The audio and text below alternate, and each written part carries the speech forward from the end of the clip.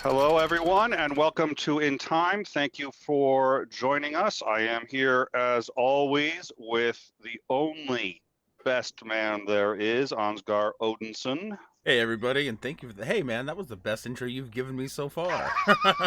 Yeah, well, I'm gonna be talking a lot of smack about you on our next show, so I figured enough. I'm gonna try to butter you up now. Buttering me up for the roast, are you? Yeah, you will. Okay, yeah, I probably shouldn't have teased that, but yeah, that's basically what we have on the agenda. Gotcha. Thank you for joining us for our live debate coverage of the Democratic primary debate. I am here with Progressive Liberal and with Mikey Famine of the Pro-Lib Show. Hello, guys. Thank you for having us. Oh, it's an honor. Absolutely delighted. Absolutely delighted. You guys really know what you're talking about when it comes to politics. I haven't seen you guys discuss anything else. My guess is you're probably all one-trick ponies, but you're very good at that trick. So that's why we wanted you here tonight, was because we're going to be shots fired. I don't know why I'm coming out of the gate, so just like attacking it. Because you were too nice to me, so you had to take it out on somebody else. I think that's it. I've got to. If you're good at something, Nick, you never do it for free. So the invoice is on its way. Don't worry about it. That's right. I have no doubt. I have no doubt. I knew I was going to pay through the nose for this, but it was worth it. And you guys were the only ones that we had in mind for doing this. So thank you guys so much for coming on. Thank you. So I did your show back in the old days, before the name change. Right. It was a long time ago. But and it was a lot of fun, and you guys really knew what you were talking about. And so what I think we wanted to do here was take a look at the debate and see what's gonna happen. If you want to join us with this, we cannot stream the debate. We can't stream the audio or the video. So we all have the debates on our screens here. We're going to be watching it and listening to it live, and we're going to be commenting as events happen. And I guess the first thing I want to ask is to everyone here, what are we looking for and what are we expecting out of the candidates today? What is going to be a win? What's going to be a nothing happened? Is there anything important that you guys think we should be looking for? Well, there's a couple of things. I think the biggest discussions that you're going to hear tonight are going to be on healthcare and gun control. I think both of those are going to be hot button topics. What you've got a situation of 1A, 1B, and 1C, and that's Joe Biden, Elizabeth Warren, and Bernie Sanders. They're the top three candidates in every poll. Sometimes Warren wins, sometimes Bernie wins, sometimes Biden wins. It depends on the poll and it depends on the state, but they are the top three candidates. So that means a couple of different things. They're going to want to take shots at each other, and everyone else is going to want to take shots at them. So that's where we need to be looking at, is Amy Klobuchar going to come after Bernie Sanders? Is Julian Castro going to come after Joe Biden? That sort of thing. You've also got them jockeying for the last dollars, right? Because we're 5 months away now from the primaries. What you're seeing today when you're seeing national polls is basically going to be what the fight's going to be in 5 months. Mm-hmm. There's probably not going to be a lot of movement. You're not going to see Amy Klobuchar or Julian Castro take the nomination. But if they want to do that, they're going to have to get more money. They're going to have to get more small donations and large donations. So you're going to see them trying to placate themselves to the National Donor Network by talking about popular ideas like Medicare for all or save some for Ali, Yeah, I know. I'm almost done. Or any of the other popular ideas, universal background checks. That'll be another thing that someone will throw out. And all of them in their pocket right now have the line that they want to be popular on social media tomorrow. You remember Gillibrand last time she had the first thing I'll do in the White House is Clorox it or whatever. That was her line for the night. So everyone's going to try to get their thing out. Mikey? I was going to say zingers. I think Yang has some big surprise that's supposed to be shocking for everybody. Let me interrupt on that. I've heard that too. So Yang presumably is going to do something that nobody's ever seen a presidential candidate do before. Now, it was like body surfing, or he was crowd surfing. He was literally crowd surfing. Okay, so he's already done one or two things. I was saying maybe he's going to try to get Elizabeth Warren to pick him up, and I don't know what he's talking about. But so she's presumably strong legs, strong legs. Well, then he's going to do a Me Too hashtag, and who knows where that's going to go. And then he's presumably he's going to do something that no candidate has ever done before. Is that am I understanding that correctly? I'm pretty sure he's going to be giving every person in the crowd a car, but don't quote me on that. That's my. No, someone's already done that. I can't remember her name. I can't remember her name, but I really hope you're kidding. A thing? Is that a thing? Someone's done that before? Someone just did that really 4 years ago. Oprah did that. That was Oprah's thing. And you get a car. And you get a car. And you get a car. I'd have heard of it. That would be like a meme or something. I would have seen that. Somebody else. Okay. I'm an old guy. I'm dating myself. I'm quite clearly. All right. No. What other? So Yang is going to do something, but I interrupted you, Mikey. What else were you thinking? They're going to be going for the one-liners that people remember tomorrow, and people sit there and say, "Oh, did you hear that? That he's going to Clorox which is kind of clever, but." I think Ethan nailed it on the head because there is 5 months until voting time, so it's time to get the money. So they're going to be the one-liners are going to be rapid fire. Looks like Julian Castro just hopped up, and also I'm going to put the over/under on over. Someone's bringing up fucking vaping today. Someone is. I've heard that a lot of people, there's been a lot of pressure to bring up vaping. They've been talking about the damage that's being ignored, about the damage done to the lungs, and it's a big thing. And apparently there's a lot of pressure to address it. So you think they're gonna sort of bow to that, or? I think someone's going to jump on that as a fear-mongering tactic of, we have to do something. But it's in the headlines, and I think they're going to try. Someone's going to try and grab it. I'm going to go with Klobuchar. That's what I think it'll be Klobuchar Biden. Yeah. See, now what you guys said, I completely agree with, and I think it highlights the very issue of these so-called debates. Anyways, they're not debates; they're live commercials, and they're looking for the big grab you, gotcha, gimme money, just like a freaking commercial. And just like a commercial, they're not necessarily worried about pissing people off because they just want to be remembered tomorrow. That's the big deal. Right. Absolutely, because if you get in people's heads, they'll donate to your campaign. That's why. Yep. Yeah. I would like to point out, okay, that this is kind of like a political punditry show. So I would just like to state for the record that while Ansgar is beloved, he does not reflect the opinions of In Time towards the Democratic National Committee, and we here at In Time do not believe that this is a commercial. We think there is a tremendous amount of value to these debates, and hope that they continue for many months to come. And please don't forget to super chat if you are in the Democratic National Committee. Also, remember, you can spend your Soros bucks at these fine retailers. Yes, Soros bucks. Well, I know that they've been having some people have been having problems spending their Soros bucks. So if you guys who just said Houston? Someone just said. I'm sorry. Somebody just said Houston. We have a problem, and I'm like, okay, here it goes. Our first sort of like she's just a throwback to. Oh my God, who is this that's up? I'm sorry, I can't even identify her. She's got the green. Yeah, I don't know. Amy Klobuchar? Yeah. Yeah, okay. She's saying for our country, Houston, we have a problem. We're a little off course. It's like, come on. I got you. Yeah. But sorry, I interrupted Mikey, but I heard that and I was just sitting there going, oh my God. But that's the scripted lines too. I remember a couple years ago when what's his name? He was the actor, played the district attorney on Law and Order. He was also in not Clear and Present Danger, but he was in. Okay, I just want to say right now they're talking all about how, look how horrible Trump is and all that stuff. You're at the Democratic National Convention. You don't have to sell everybody on how bad Trump is. Tell us why you're good. I mean, this is completely throwaway. We all know Trump bad, okay? We all know. You're at the Democratic National Convention. You don't have to sell anybody on Trump bad.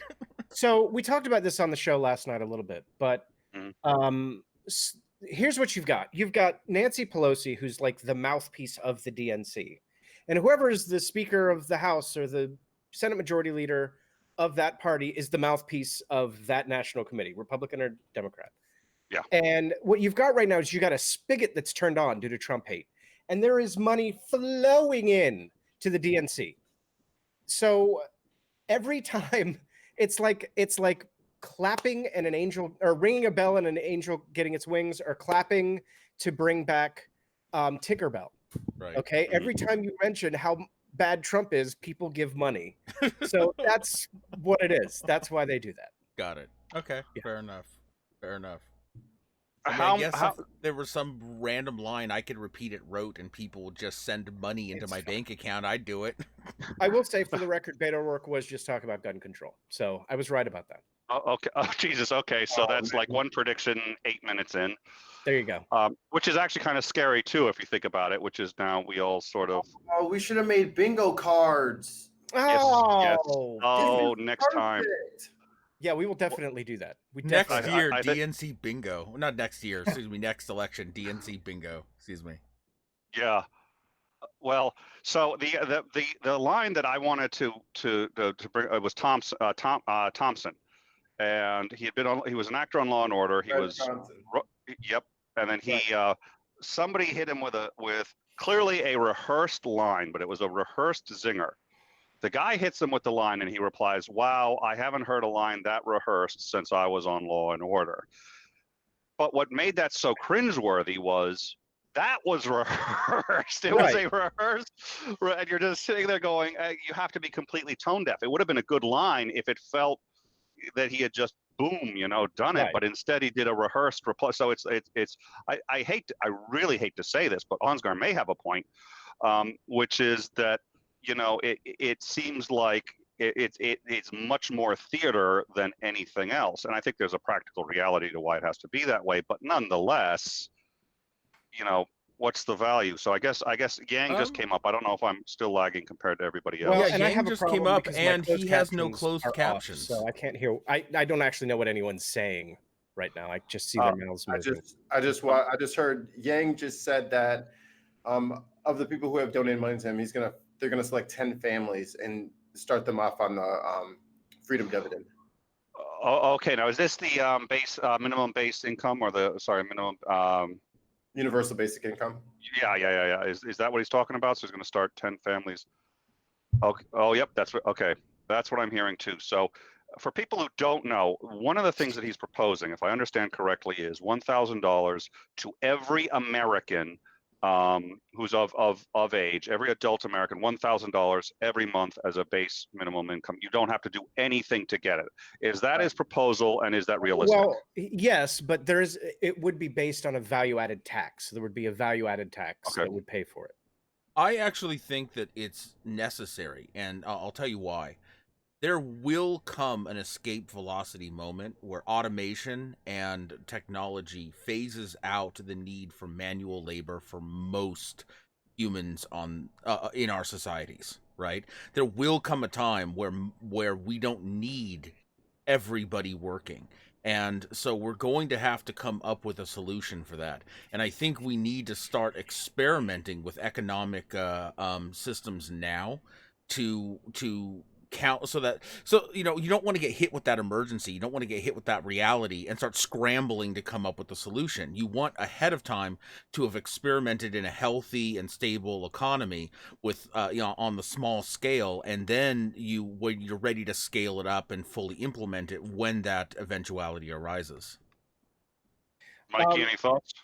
I want to hear from Mikey. Excuse me. Go ahead. When we want to hear from you, we'll let you know. I'm just going to say hi to Maya, who's one of my patrons who's in chat. Just trying to say hi to Maya. Go ahead, Mikey. Jesus. Girls, you're both pretty. Ansgar has touched on something very important.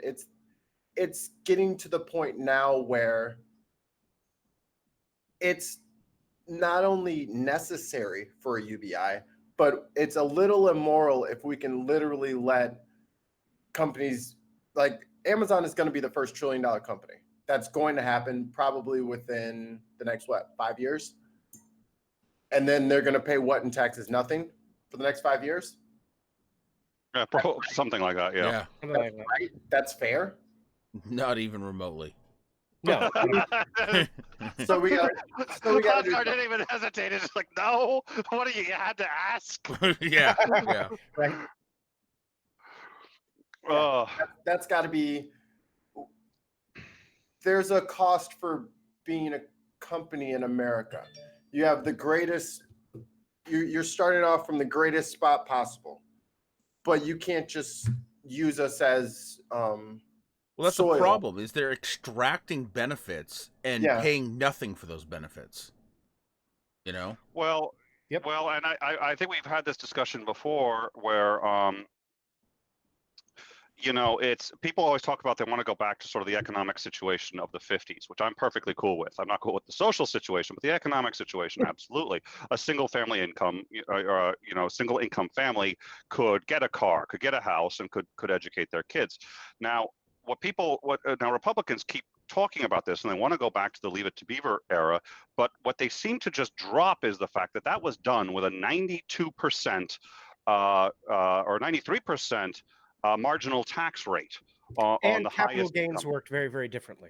And we were successful. This was a successful country that prosecuted a war on two fronts and had a strong economy. But now, apparently, unless I'm misunderstanding, trickle-down economics is the only economic system that's going to work. Is that the narrative? So we talked about this. We talked about this on last night's show too. So John Maynard Keynes was the man whose economic system, Keynesian economics, changed economics in the early 20th century. And he is credited with a lot of the ideas that became the New Deal. Keynesian economics says rich people are useless to an economy. Jeff Bezos having $100 million does nothing for me. That does absolutely nothing for me. Jeff Bezos only having $100 million and the rest of his income being taxed at 92% does a fucking lot for me. So it is the opposite of trickle-down economics. We have lived with this lie since the 80s. And anytime you hear someone say something like, well, rich people, when they have money, they'll invest in something. Or, right. Rich people create jobs when they buy things. It's bullshit. No, they don't. Not at any different rate than like moderately wealthy people would. Right, exactly. In the 60s and 70s, when we had these really high marginal rates, you know what we did? We went to the fucking moon. We went to the moon. So, we put people Tim Matthews on the moon. Tim Matthews actually has a question for you, progressive liberal. It says, when you say Amazon is going to be $1 trillion company, is that profit, assets, or both? I have no idea. Mikey? I said that, so. Oh, yeah. Sorry. No, let him grill Ethan on it. This is beautiful. No, I have no idea. I don't know. I'll just say all kinds of wild shit. I'm like, yeah, Ethan, what do you think? Huh? What do you think about that, huh? Sure. No. Yeah, they're going to be $1 trillion company in both. Sure. Sounds good. I don't think it really makes a difference. I'm more or less what I'm saying. I might have used a little bit of hyperbole there, but what I'm saying is there's not going to be a bigger company than Amazon. Right. Yeah. No, it's true. Right. Like Disney is getting dwarfed. And I do want to offer a clarification on that, Mikey, when you're done. But just go on. Go ahead. Well, we have a producer who hopefully can maybe also take a look at that and get back to us on that. Let me hit him up and see. Now he's our producer, which means he's probably vaping right now, not paying any attention to what it is we're doing, because that's kind of the standard that we have set on the show. All right. So we now have. I now hear Biden coming up. Is Biden, do you think, a viable presidential candidate at this point? It seems to me, well, and let me reframe that. It seems to me that there are two battles happening right now. One is for the primaries and to see who's going to be the primary nominee. The second is for the actual general election, because the reality is, well, we tend to, especially Democrats, what Democrats have a tendency to do is vote for who they like right now, whether or not they're the best candidate in the general. And that's not necessarily a bad way to do it, but that's what they have a tendency to do. How much thought is being given to the general right now, and who can or cannot defeat Trump, and what is Biden's position in the party in relation to his likelihood of becoming the nominee, and in the general election, his ability to go against Trump? You want me or Mikey? Either. Both, actually. I'd like to hear each of you. Okay, I'll go first then. Biden, how long do I have? Okay, so Biden is the likely nominee looking at it, but as I said in the beginning, we've got 1A, 1B, and 1C, and that's Biden, Sanders, and Warren. Biden's issue is that he's out of donors. Biden has already taken the maximum number of high value donors that he can take. So now he has to live off of low value donors all the way up to the primaries. He also had that big gaffe last week where he was meeting with an oil executive, and then he was saying, oh, I don't know that it's an oil executive. And it's like, dude, you've known Goldman for years. You knew exactly who he was. Yeah. So I have said this for a long time, and I'll say it now on your channel. If Biden is the nominee, Donald Trump will probably be reelected. Really? Biden is dangerous for the Democratic Party as a nominee. And here's why. People who aren't here, people who don't watch content like this, the general electorate will see two old white guys who both have been accused of being creepy towards women, who have both done things which are racist, and they'll say, well, both sides are the same. The only hope the Democrats have is to get somebody up there who is not Biden. Anybody else, like fucking, I don't know, Tom Steyer at this point. Literally anyone but Biden, and they'll be okay. But if they nominate Biden, or if we nominate Biden, I guess, we stand very, very likely to lose and for Trump to be reelected. And we definitely do not want Biden on a stage across from Donald Trump. Oh my God. You wouldn't even be able to Jesus, yeah. He would get utterly destroyed with his slow, creepy uncle talk against like the rich, crazy, drunken uncle talk. Like here's the thing. I think that both Warren and Biden is a Trump election, and the reason is Warren has already shown some significant vulnerabilities specifically to Trump, that he will hit her over and over and over, and they're just bully shitty tactics, but he will hit her, and they do play. No, I disagree, because I think her policies are progressive enough to contrast against him. The other problem with Biden is that he's a corporatist. I mean, he's right of Obama. He told a group full of rich people, quote, "Nothing will fundamentally change." Right. That's a direct quote from Joe Biden to rich people. Right. No, I definitely think that Biden is almost the Hillary of this election cycle. Yeah, she's close to. He's close to Hillary. Whoops. Yeah. But Warren started the computer. Listen to me. The Consumer Protection Bureau. That was Warren's whole idea. She got that done before she was even a senator. She's got skin in this game. I disagree fundamentally. Here's the thing. I like Warren a lot. I do. Mm-hmm. I honestly think that because of here's the thing. Where Trump wins is not on policy. It doesn't matter how good your policies are. If you show certain social vulnerabilities, things that he can exploit in one-liners and bloody your nose with that shit, that's where he thrives, and that's sure. And that's. But I think he can do that with any of them. I don't think that's what's going to win him re-election. I think that he's already got steam, though. I think he's already got a whole lot of momentum with Warren. Is the problem? I mean, I think he's going to have that same momentum with any of the candidates. His supporters are going to stand. I mean, literally, like he said, he could shoot somebody on Fifth Avenue and no one would care. Or he wouldn't lose any support. Not necessarily. Trump talked to a lot of. Oh, go ahead, Mikey. No, that was a joke, Ethan. What are you talking about? He would never do that. Right? Yeah. You liberals take everything so seriously. I know, we really do. We're such dickholes. I was gonna say, I've actually talked to quite a few Trump supporters who are my friends, and quite a few of them are ready to ditch Trump over the red flag laws. He crossed some sacred conservative ground. And but if you put the wrong DNC candidate up there, they will still vote for Trump over the wrong DNC candidate. I think trying to get Trump supporters to switch sides is a lost cause. I don't think that I care. If somebody voted for Trump before, they're likely going to vote for him again. So I don't really care about those people. I think what we need to worry about is energizing the people who voted for Obama in 2012 who didn't show up in 2016. And those are blue class people. They are workers, and Warren and Sanders' policies will resonate with them. They are resonating with them. I mean, there was a bean poll in Minnesota that was done, I think, 2 weeks ago, and Warren won by like 40%. I mean, it was far and away. She beat everybody else in a landslide. 15,000 people voted over about a week. And how did she win? I already discussed how she won. Go ahead, tell me. Okay, so what they did is at the Minnesota State Fair, was it Minnesota? Pretty sure it was Minnesota State Fair. Sounds right. They put up this platform with these large tubes, and they have all the candidates have their own tube. And over a week, everybody at the State Fair drops a bean in to their favorite candidate. And her tube had 40% more beans than everybody else, and they weighed the beans. Mikey?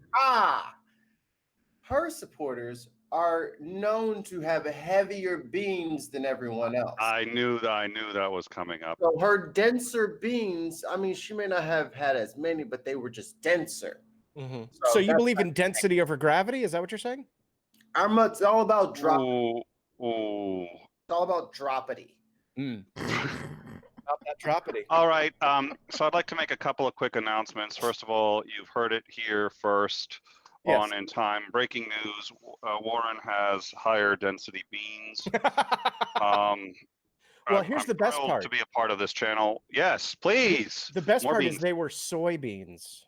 No, liberals are soy. Okay. Yes. So I do want to make a very quick announcement. So, in case you're joining us just now, we are doing commentary on the Democratic debate. It is being hosted by ABC.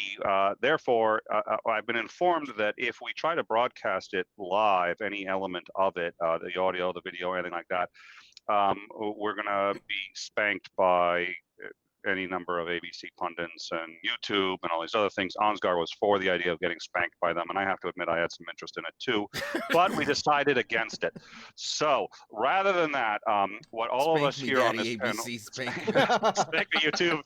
So I do have an announcement to make. I was Please. supposed to make this announcement at the beginning, and I totally forgot, and the soy thing reminded me. Okay. So we stream like every night. We stream almost every night, or every weeknight we stream. And somebody came in the other night while we were streaming and called me a soy boy, liberal cucktard or something, something like that. So my Batsy is my wife. She and my viewers have gotten me to agree to, once I reach 10,000 followers and subscribers between Mixer and YouTube, I'm going to get a tattoo right here that says soy boy cuck libtard or something of that. So they're going to decide on what the wording is. My audience is. So anyway, all right, everybody right now go subscribe to his channel. I have to see this. Subscribe. I'm not kidding. You can just drop what you're doing on this. Subscribe. I want to see that on his arm. So I have agreed, and I have to publicly acknowledge that I have agreed to get that tattoo on my arm when I get to 10,000. I actually have a list of all of my absolute favorite insults that have been levied at me, and there's more than this. But my list so far of my absolute favorites, I only keep the trophies. Gangbanger. And not spelled as one word like a gangbanger. She actually called me a gang space bangers. So, boy, you are dedicated, man. If you're going to bang the whole gang. Damn. Seriously. Oh, shit. Wow. A furry terrorist. Okay, yeah. An anime-obsessed, vulgar, sex-obsessed psychotic. Jesus. Right. They're obsessed with saying obsessed at this point. Seriously. Dad, I told you to stop drinking at Thanksgiving. God. A degenerate, tool of the alt-right, Trump supporter, Antifa shitheel, soy boy incel, I'm married, by the way, communist Nazi Jew. All of my favorites. Jesus. Oh, communist Nazi Jew. Yes. Wow.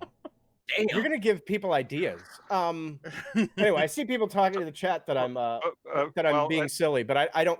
I wear it as a badge of honor. I want to be a soy boy cuck libtard. Doesn't bother me at all. I do want to. So I do want to finish. So if you want to keep up with us and what we are ignoring, it is on ABC. It is streaming live. ABC streaming it on their channel and on YouTube. We're watching it on YouTube, and I think we're closer up to accurate and up to date on YouTube. So we are watching the Democratic debates, and we are commenting on all of the wonderful theater and pageantry. And if you want to catch up with it live, you have to watch it there, because we were told we would get and we did. We contacted ABC and said, listen, would it be all right if we stream this? And their answer was most emphatically, we will sue you. So it's not somebody's actually talking about something I care about, talking about how shitty insurance companies are and how they gouge you. Well, thank you for talking about that. I tweeted this the other day. A woman got a bill from Blue Cross Blue Shield for medical services for her child. I believe her child was a heart issue, if I remember correctly. The bill was $456,000 because the insurance company declined to cover it. That same company, the parent company of Blue Cross Blue Shield, in 2017 made $1.3 billion in profits. Oh, wow. In profits. That's not how much money they made in or brought in. That's how much money they profited by denying people care. Who has the best healthcare plan of the dais?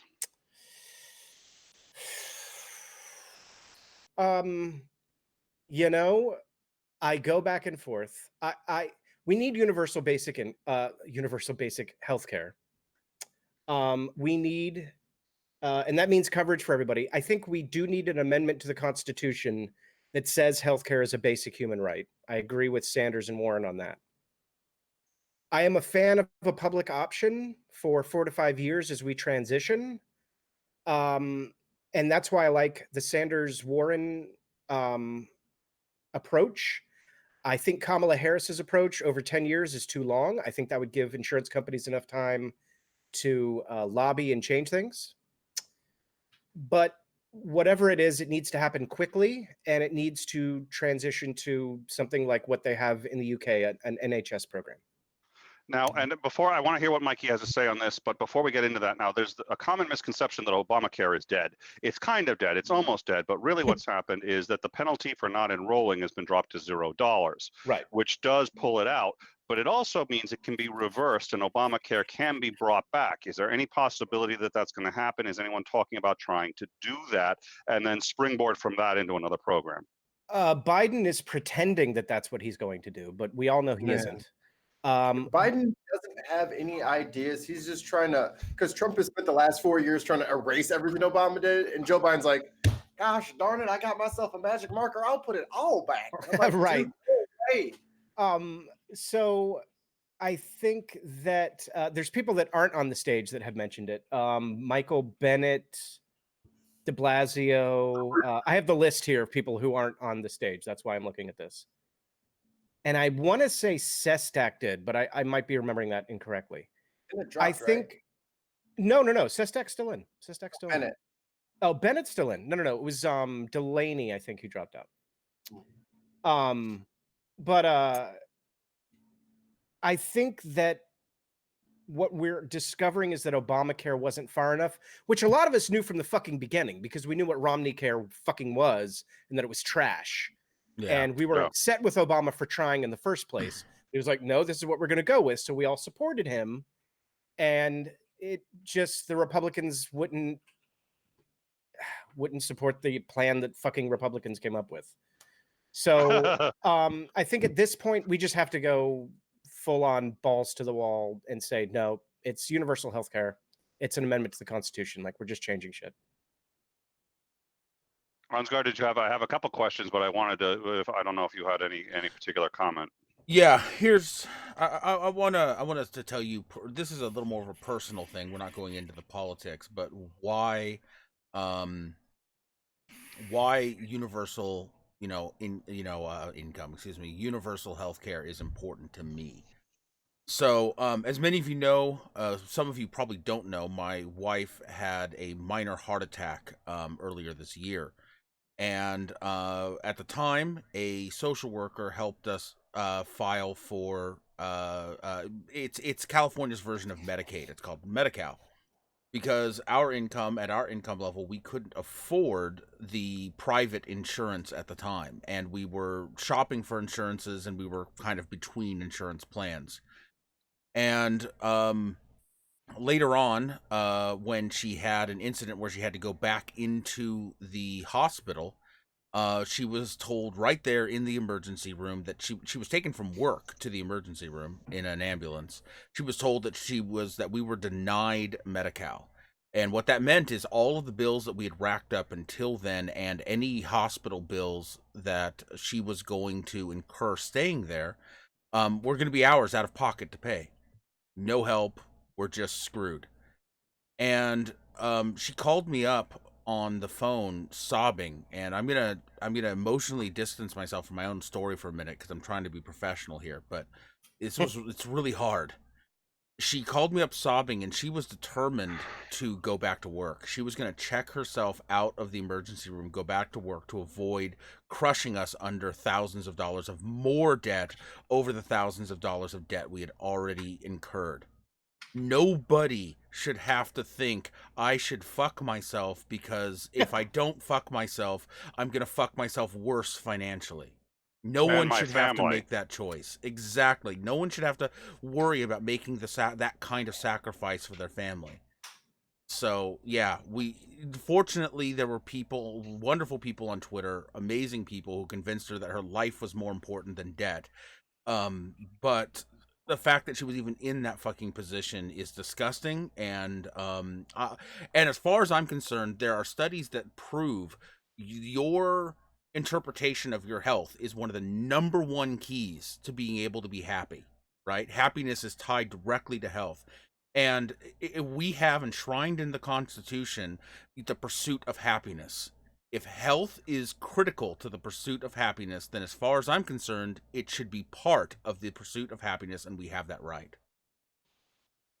Well, and life. I mean, quite frankly, yes. The right to life has been a springboard to a number of other rights. And it does seem to me, this is an argument I made, and I made the same argument actually with the water thief, but I've made this argument before, which is that actually must include minimum basic rights, even if it's not a basic income, food, shelter. We could make those the sort of Japanese hotels. I think you guys know what I'm talking about, where you go in, it's a cube, and they can stack like 20 people in a thing, and it just goes like 100 people deep, and it's not a fun place to. But if everybody got one of those for free, if that was the minimum that you needed, and you had shelter and you had food, and then everything else, and you were guaranteed these things, and this is the other thing. I keep hearing the right say, well, why doesn't the left recognize the importance of a good and how good it feels to do a good day's work and do all this other stuff? Well, if it's really that good, which I believe it is, I agree with them. Why do they assume that nobody's going to work if they have all their basic minimum needs met? People want to produce things. They want to be useful. We have that need. Why is the assumption that if we have all our is that what they would do? Is that what they're telling me? How about this? My argument is people would just spend time pursuing careers in things that they enjoy if they had all their basic needs met, instead of slaving away in soul crushing jobs they have to have because they'll starve if they don't. We have more artists and poets and writers and musicians and things that enrich our culture. And there's this insinuation that if you don't work for a corporation, you're somehow lazy. Right. Or, for instance, I believe that we need family time off for pregnancy. So if one parent gets pregnant, the other parent should get equal time off. Like they both need time off. 6 months, a year, I'm open to hearing different debates on what it is. And that would actually help the women, because it would allow them, if they wanted to be the one to go back and continue pursuing a career after pregnancy. Sure. Because the father's at home with the child. Sure. And postpartum depression is a real thing. Mm-hmm. And I know I worked at a place, this is a while ago now, but we had a woman who got pregnant. She had limited PTO because she kept having to take PTO while she was pregnant to go to the fucking doctor. So by the time she actually had the baby, she had like 1 day of PTO. So 2 days after she had the baby, she was back at work. And then like a month later, she had a big breakdown. She got fired because she was mentally fucked up. I mean, all of those hormones and everything that your body is going through after you get pregnant, you need time. Your body needs time to recover. Your mind needs time to recover. And to just deny that and insinuate that someone is lazy because they don't want to get right back to work after having a fucking child is insane to me. And the best thing that we could do for them is to make sure that their partner gets equal time off. I was recently accused of just being lazy and looking for a handout because I'm the house husband. Even though I work 60 freaking hours a week doing different things on YouTube and my art and stuff like that. So yeah, if you don't go to work for a corporation, you get more for your art than you would on most other jobs. I mean, you're getting paid for that. That's not just, hey, I got, my art. Guys, I'm an artist. Right. Well, you see, my art is almost as good as progressive liberals' art. Maybe. But people seem to think so. Now, there's a couple of interesting things that now Biden just seemed to give a really incredulous look and get into it with somebody else, and it almost looked like yanked him. And I don't know what happened, but they're going off about healthcare. This is the healthcare thing I told you was going to happen. Okay. Him and Bernie went head to head, and then Julian punched in. Biden wants just Obamacare back. That's what Biden wants, and that's what he's arguing. Or at least that's what he says. I think progressive liberal questions if that's what he wants, which is a very important. I do remember this too. So as I mentioned before, I was the district coordinator for the 2nd Congressional District in Connecticut during the primaries for the Obama campaign, the first campaign, and I remember I had to do a lot of work. I also just sort of had to learn what his speech patterns were, how he engaged, because I would have to do rapid response, and sometimes would have to match the tone. But I remember I learned how to tell when he's lying, which he doesn't do very often. But I remember the day I was able to do it because we were talking about the healthcare plan, and he said we can do healthcare without a mandate. And Hillary was like, "No, you have to have a mandate." He's like, "No, you don't. No, you don't." And I remember seeing that, and I was like, "Yeah, you tell her." I was like, "Wait a minute." She's right. I was like, wait a minute. I've taken Econ 101. This isn't negotiable. I was just like, he just done lied. Yeah. And it was funny because after that I got so I could just tell, like when he did also the red line in the sand, although that wasn't, most people could tell he was lying there too. And I was just like, if Assad can tell you're lying, he's going to drop chemical weapons, and then you've just created a huge serious problem, which is of course what I remember the day he did that. It's like, I think you're lying, and I think everyone can tell. Right. And that's what happened. That's why I love Obama. But when people say he created, not Al Qaeda, what was ISIS in that action, I'm sitting there going, that's a defensible statement. I hate to say it, that's a defensible statement. At least in my view. I know progressive liberals going to be like, "Oh, well, I'm educated on the matter, so let me correct you on your own show." Yeah, go ahead. No, please explain it to me. I'm not saying that. Tell me why I'm wrong on my own show. Okay, good. Here you go, motherfucker. No. You're my popcorn. I think it's a defensible statement if you're uneducated. God, I said it was wow. Oh, shots fired. No, I'm just kidding. No, it's a defensible statement. No, you're right. I'm just being. Oh, by the way, Ansgar, I forgot to mention I did want to talk about who we were having on for the next year and a half, and who we might never have on again. Let's have that discussion after the show, shall we? Gotcha. So me and progressive liberal, we don't do our show together that much.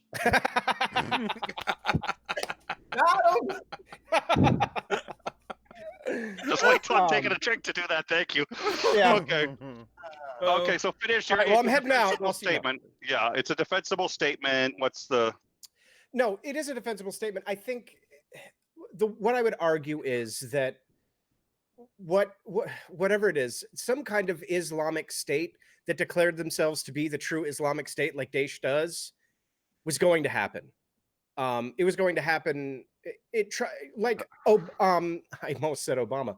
Osama bin Laden tried to do it in 1973, something like that, with American help. What happened was he didn't realize how fundamentalist his followers were.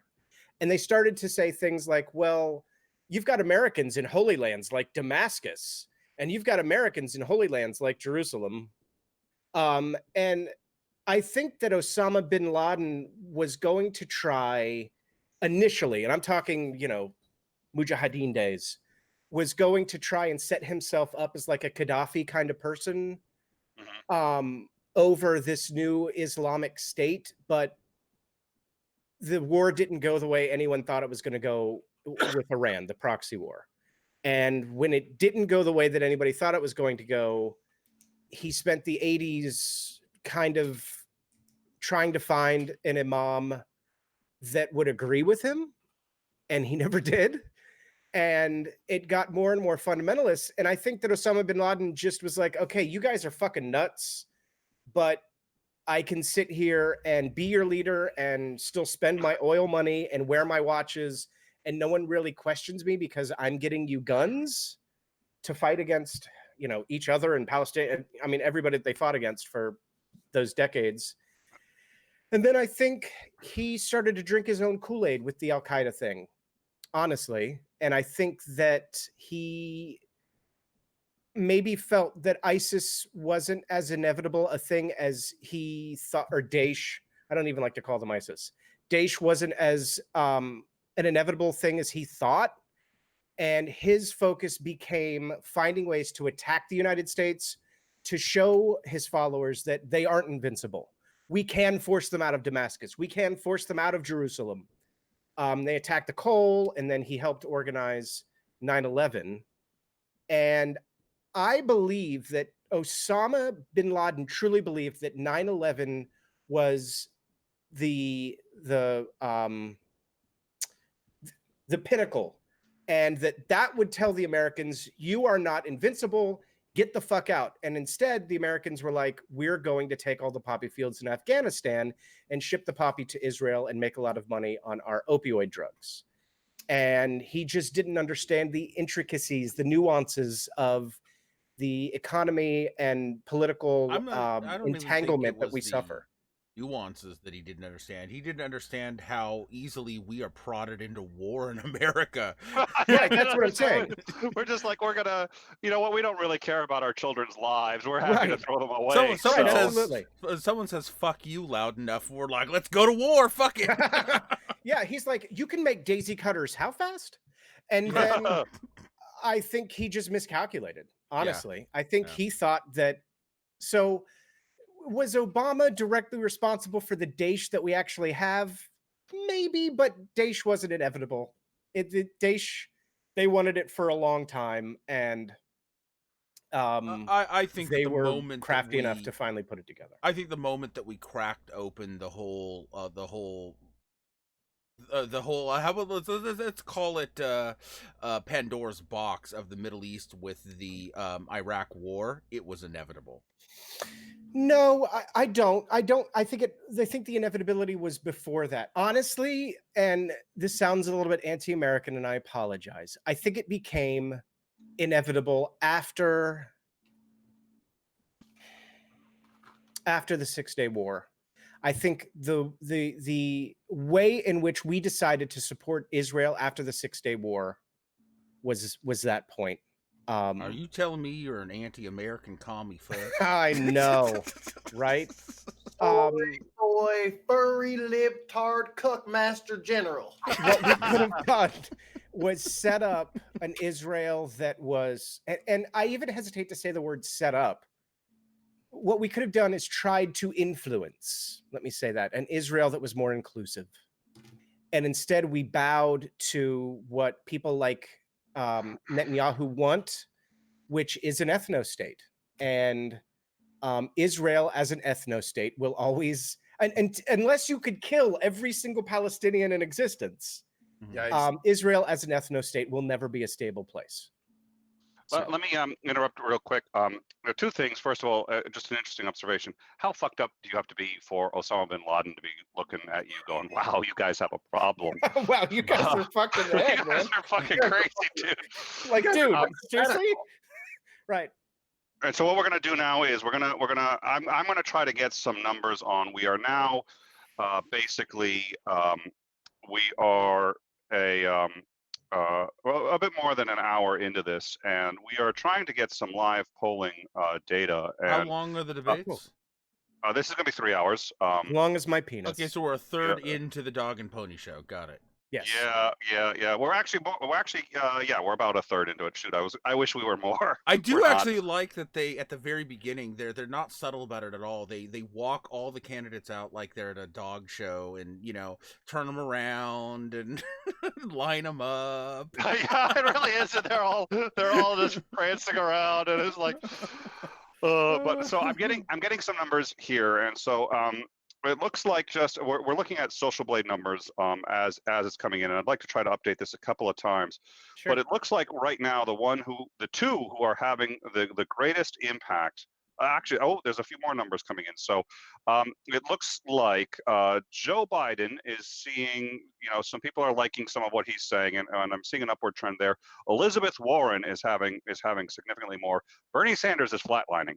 So far, just about everything he's said does not seem to have had much of an impact on this audience. And we're talking about just live polling data. Kamala Harris is having some impact. Some people are responding, but she's definitely sort of she's below Biden on that.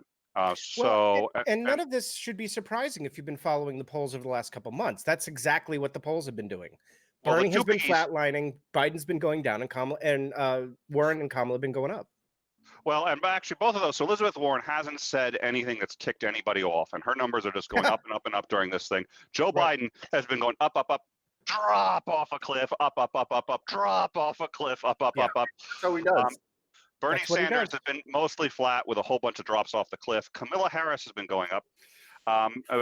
Peter has been going up rapidly, and Andrew Yang seems to have not the highest. It looks like Peter has the the highest, most rapid one, but Andrew Yang seems to have the steadiest curve up. And actually, so Betty O'Rourke is actually really high. Cory Booker is flatlining worse than Bernie Sanders, which I didn't think was possible. So that takes something. I don't know how you get flatter than a desert, but apparently Cory Booker has found a way to do it.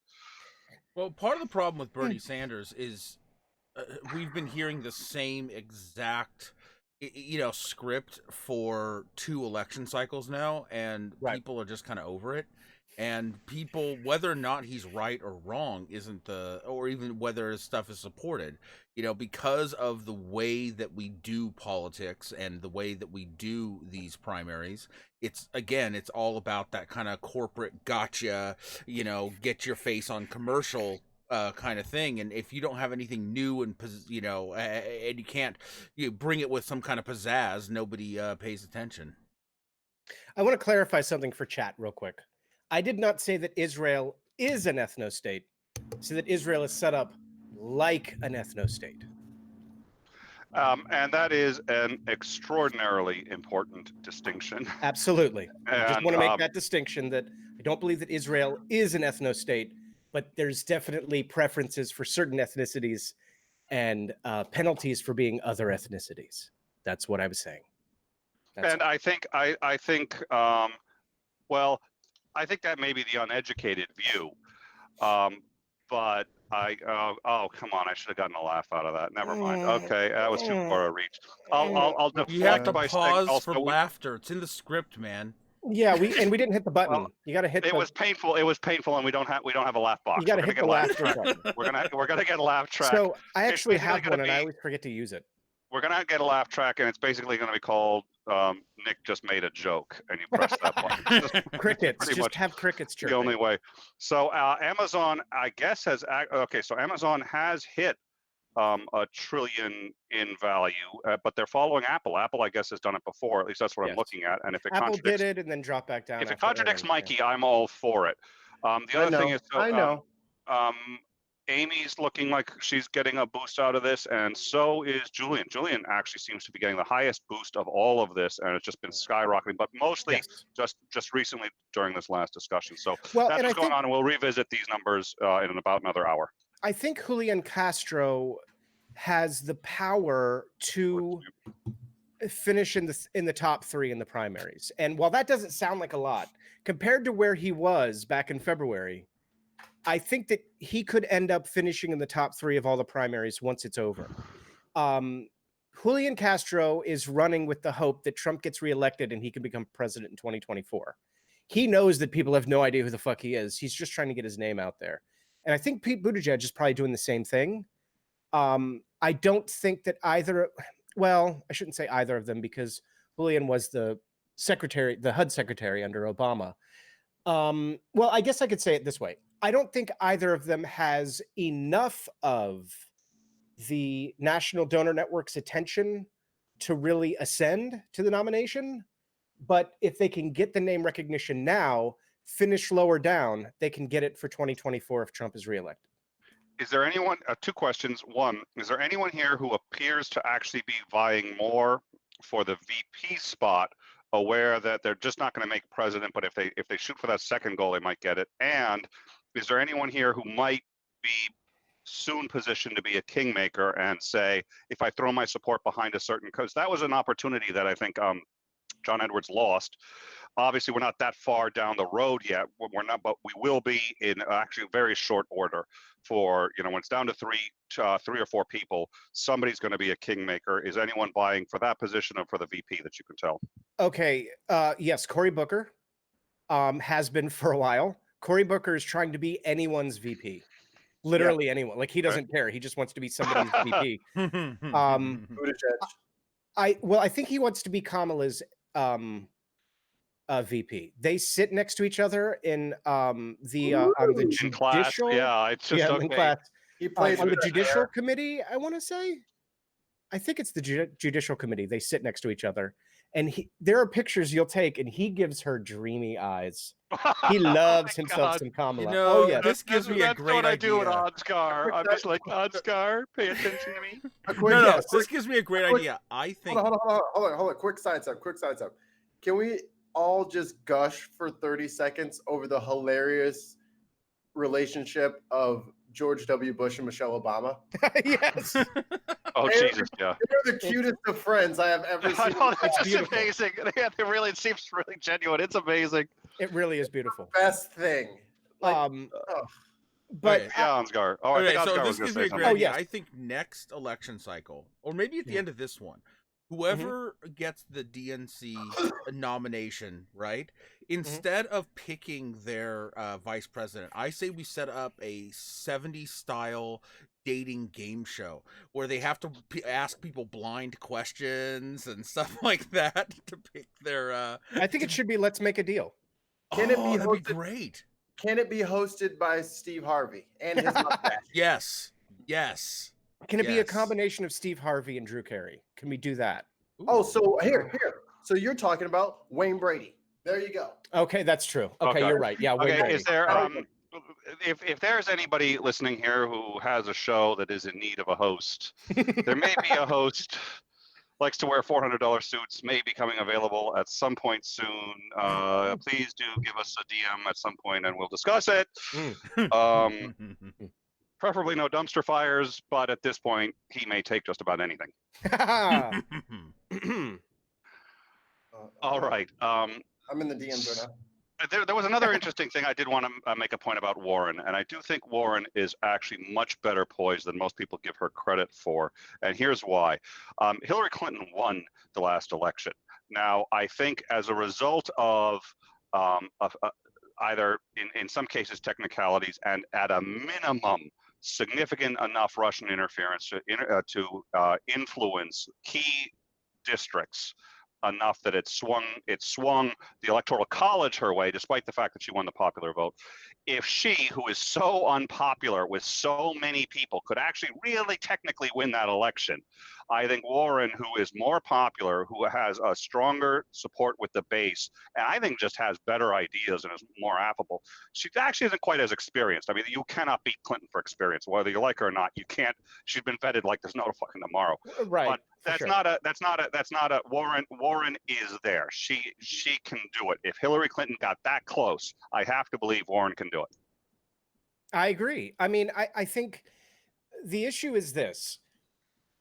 Trump won by like 120,000 votes.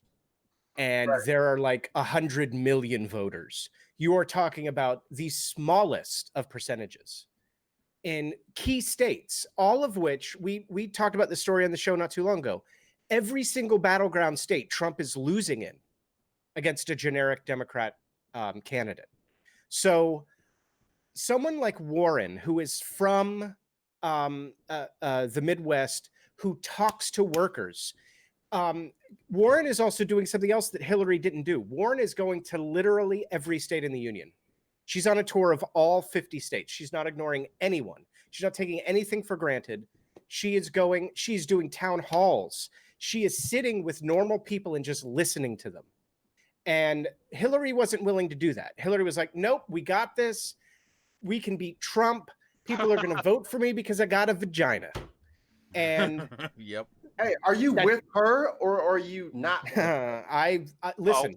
Yeah, I am not one of those Democrats that shits on Hillary Clinton. I love Hillary Clinton with my entire heart and soul. I love that woman so fucking much. She called me a super predator. Fuck her. I know. I understand. Okay, so Hillary Cuck. Yes. Absolutely. I am definitely an anti-Hillary liberal. I understand. And lots of people are. Hold on. I got a message from our producer. Hillary sucks. Okay. She was brilliant at law. I got it. It came in the DM. I'm not kidding. She was investigated by Republicans for 20 years and they found nothing. She's been being investigated. No, longer than that. Sorry, 25 years. She's been investigated. They opened the investigation into Whitewater in 1992. Are you trying to? Smitty from the chat wants to know if you're loving Hillary Clinton is a joke. Yeah, no, it's not. And it's pure. I'm gonna agree with him, and I'm gonna push back in just a sec. But I will say this: it's nice to see our live chat numbers. I've never seen numbers fall off a cliff like that. Thank you very much for Absolutely. that's just great. Sure. But Just no, I will say this: Joe Biden's of end time. she is the most qualified presidential candidate we have ever had. The most qualified presidential candidate in history. I'm not a huge fan of her for a number of reasons, but the single most qualified. I would have slept well with her in the White House. I really would have. I will say post Thomas Jefferson. I think Thomas Jefferson was singularly qualified because he wrote the Declaration of Independence. Okay, schmuck. Thank you. We get it. That. Okay, can we just change the name of the show to Nick is Always Wrong? No. I love it when you voice your opinion, Ansgar. That just makes the show such a higher quality program. Thank you. Ansgar, finally, people can finally hear us snarky second bananas kind of rip into, you know. and here's one of the things that I love about Hillary Clinton. Because Ansgar, let's bring progressive liberal on. I think it's a good idea. He'll make us all look better. It's great, Ansgar. Sure, Nick, let's do that. Nobody's going to make fun of you or nothing. What were we going to say? I disagree with Hillary on many, many topics, but she was never cagey about shit. She did say super predators. Sure. She did say super predators. And afterwards, she was like, you know what? I said super predators, and that was really the wrong way to say it, but I said it. She's not a person, like, she's the one who named them deplorables. Does no one remember that? One of the greatest moments in political history was when she named them deplorables. And that's why they call themselves deplorables to this fucking day. She did that. Well, yeah, you own the insult, you know. Wait. Did Andrew Yang just challenge Ted Cruz? No, was this now or when was this? No, that was earlier. They're going to play basketball on, I think tomorrow. They're going to play a game of basketball. Play basketball? 4-on-4. Yang. We need to take bets on that. I think on In Time we have to start like a poll, and I guess Ted just tweeted at him as I don't know if they accepted, but I guess he's accepted now, and you already knew it because you know everything even before it happens. And what am I thinking right now? They were going to do shirts versus skins, but instead they're doing humans versus reptilians. So I'm going to have to go ahead. Trump is coming. I'm going to have to go ahead and bet on the Cruz team because we know that none of them are human. No. Trump isn't a reptilian because, you know, the reptilians, they don't show any emotion or passion. Have you seen Cruz's beard? That's not a human's beard. Right. Well, and no reptile is colored that way. Let's just be honest. Okay, both of you guys are off base. Number one, Trump is Chester Cheeto. Yeah. Think about it. My bad. There you go. And Ted Cruz is Templeton from Charlotte's Web. You'll never be able to unsee that. I just want to say we're going on about 15 minutes of the gun control part of the debate. It's still on gun control. Just saying. They still haven't said anything other than these are weapons of war. They need to be off the streets. Universal background check. Up, loophole. There we go. Well, and we actually did a show on this, and I think the general consensus was Ansgar has no idea what he's talking about. Right? Was that the consensus? That was the consensus. Yeah, I didn't watch that show, but I can subscribe to that. We polled only one person. He was a host of a popular show, but that was the only person polled. But the consensus was Ansgar doesn't know what he's talking about. Right. Now, I assume that all of these people have roughly the same position, which is get all the guns off the streets universally. Is that true, or is there any nuance here? No, that's not true. Cory Booker's gun buyback program is my favorite. I think that it is well reasoned. I think we need a gun buyback program. Because there's a bunch of guns out there that no one thinks about. They're in people's basements, they're in their attics, and they're just sitting there. And every single gun that's out there is the ability to kill people. So I'm in favor of a gun buyback program. I'm in favor of magazine restrictions because guns don't kill people, bullets do. So I want magazine restrictions. I want ammunition restrictions. There's no reason for civilians to have hollow point ammunition. That's the Second Amendment doesn't provide you that. And I'm in favor of universal background checks. And I like the House bill that was passed in February that Senator McConnell won't even bring up to the floor in the Senate, that says that you must wait 10 days after the background check if you remember, the shooter in El Paso tried to get a universal background, or tried to get a background check. It didn't come back within 3 days, and so they were allowed to sell him a gun.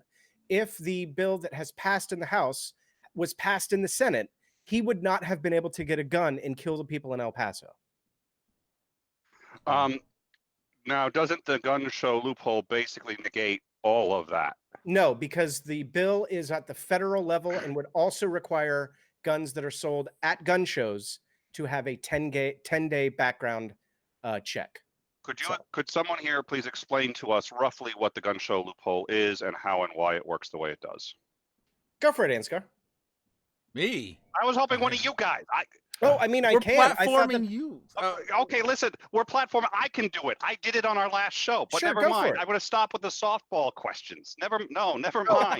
Clearly, like, guys, come on. We want your expertise, and we'd love to chat with you and make you guys look smart. And instead, you decide you're going to make it look you yourselves look smart by shitting all over. I felt like Thank you.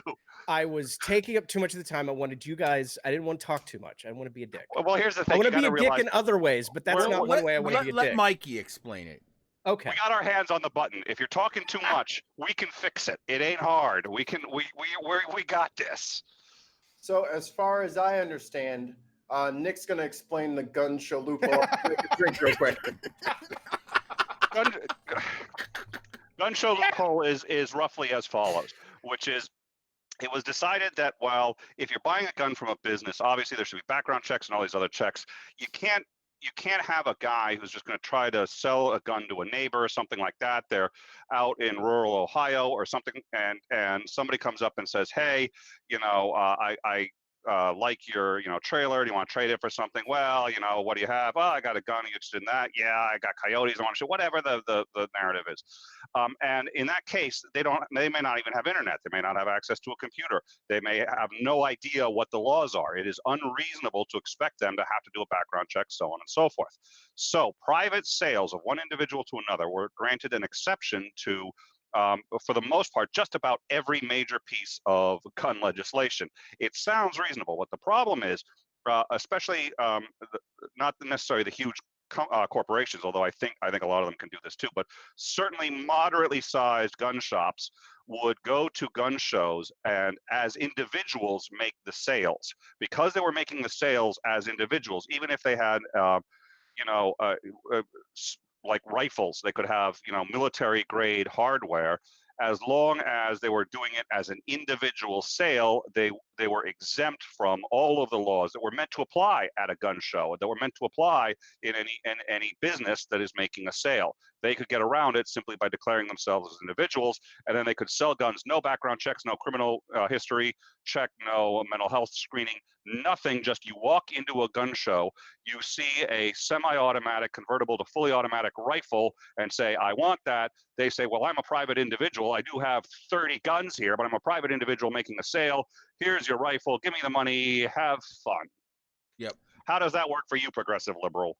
It doesn't. And it is. Oh, Jesus. Of course not. It is it is so, and I know we're making light of it, but literally a bunch of people just died because a loophole like that exists. It's not like I'm like, jumping at shadows, like pretending that this is a problem when it isn't. Like, that's how the El Paso shooter got his gun. Yeah. Okay. Oh, no, but I explained it correctly. You did. Absolutely. No, absolutely. And for me, gun show loophole for people who want to know.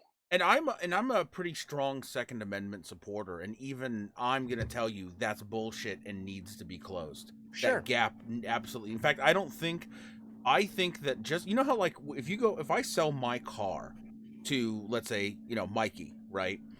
Not only is he getting a broken car, but we also uses me for examples. Like, so let's say Mikey wins the lottery. We should just preface everything with, how Mikey's a moron. So, okay, Mikey. Just because we platformed him does not mean we agree with any of his positions. We love you. We're just, he does not speak for the show. He doesn't speak for we love you.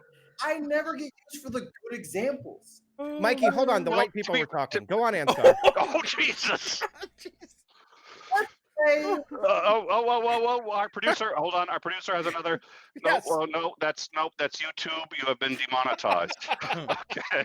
Okay, so in other words, I should have built a separate interface that just had a big bus and put Mikey at the back of it. That's right. Well, no, listen, Mikey. To be fair, the reason they were using that was because they know if they're talking about giving you a broken car, that really wouldn't change things in your situation anyway. But yeah, so it's not like it's a downgrade anyway. Right. I'm just saying, I'd like to be part of one. And then he found a goose that laid golden eggs. Like, can I get one good example?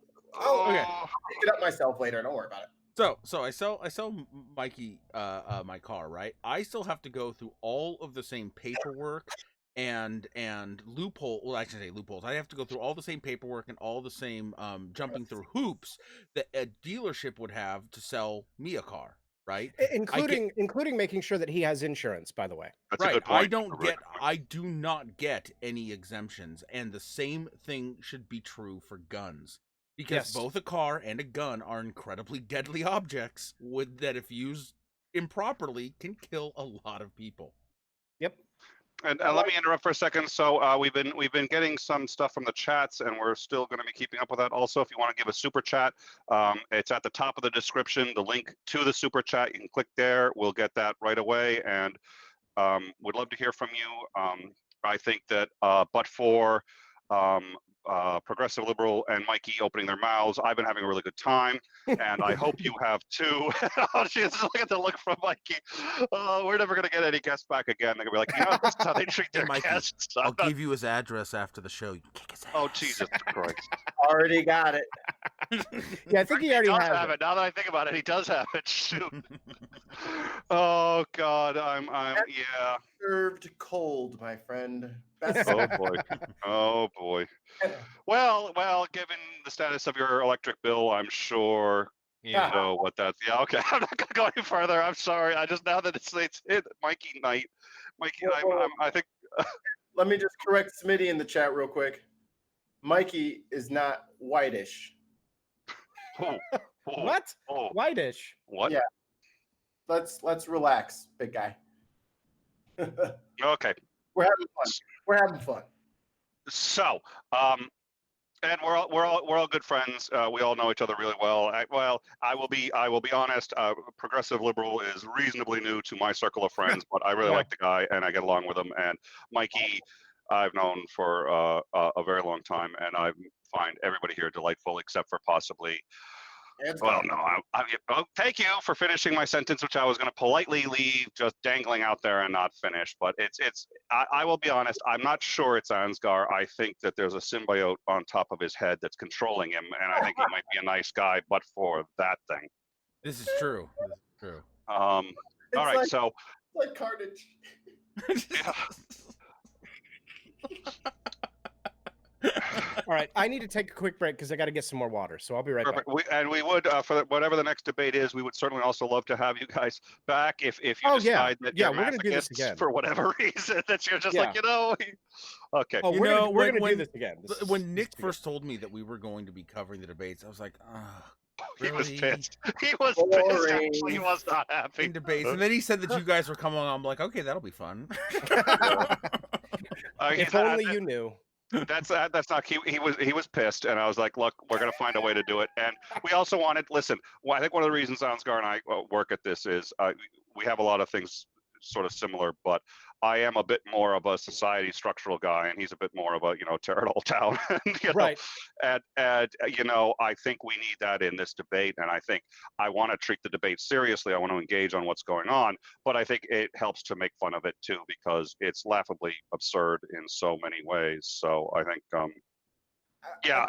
he was real psyched when we figured out how we were going to do this. I think one thing that shouldn't get lost in the sauce is, yes, we are having a good time, but the fate of our democracy is kind of on the line here.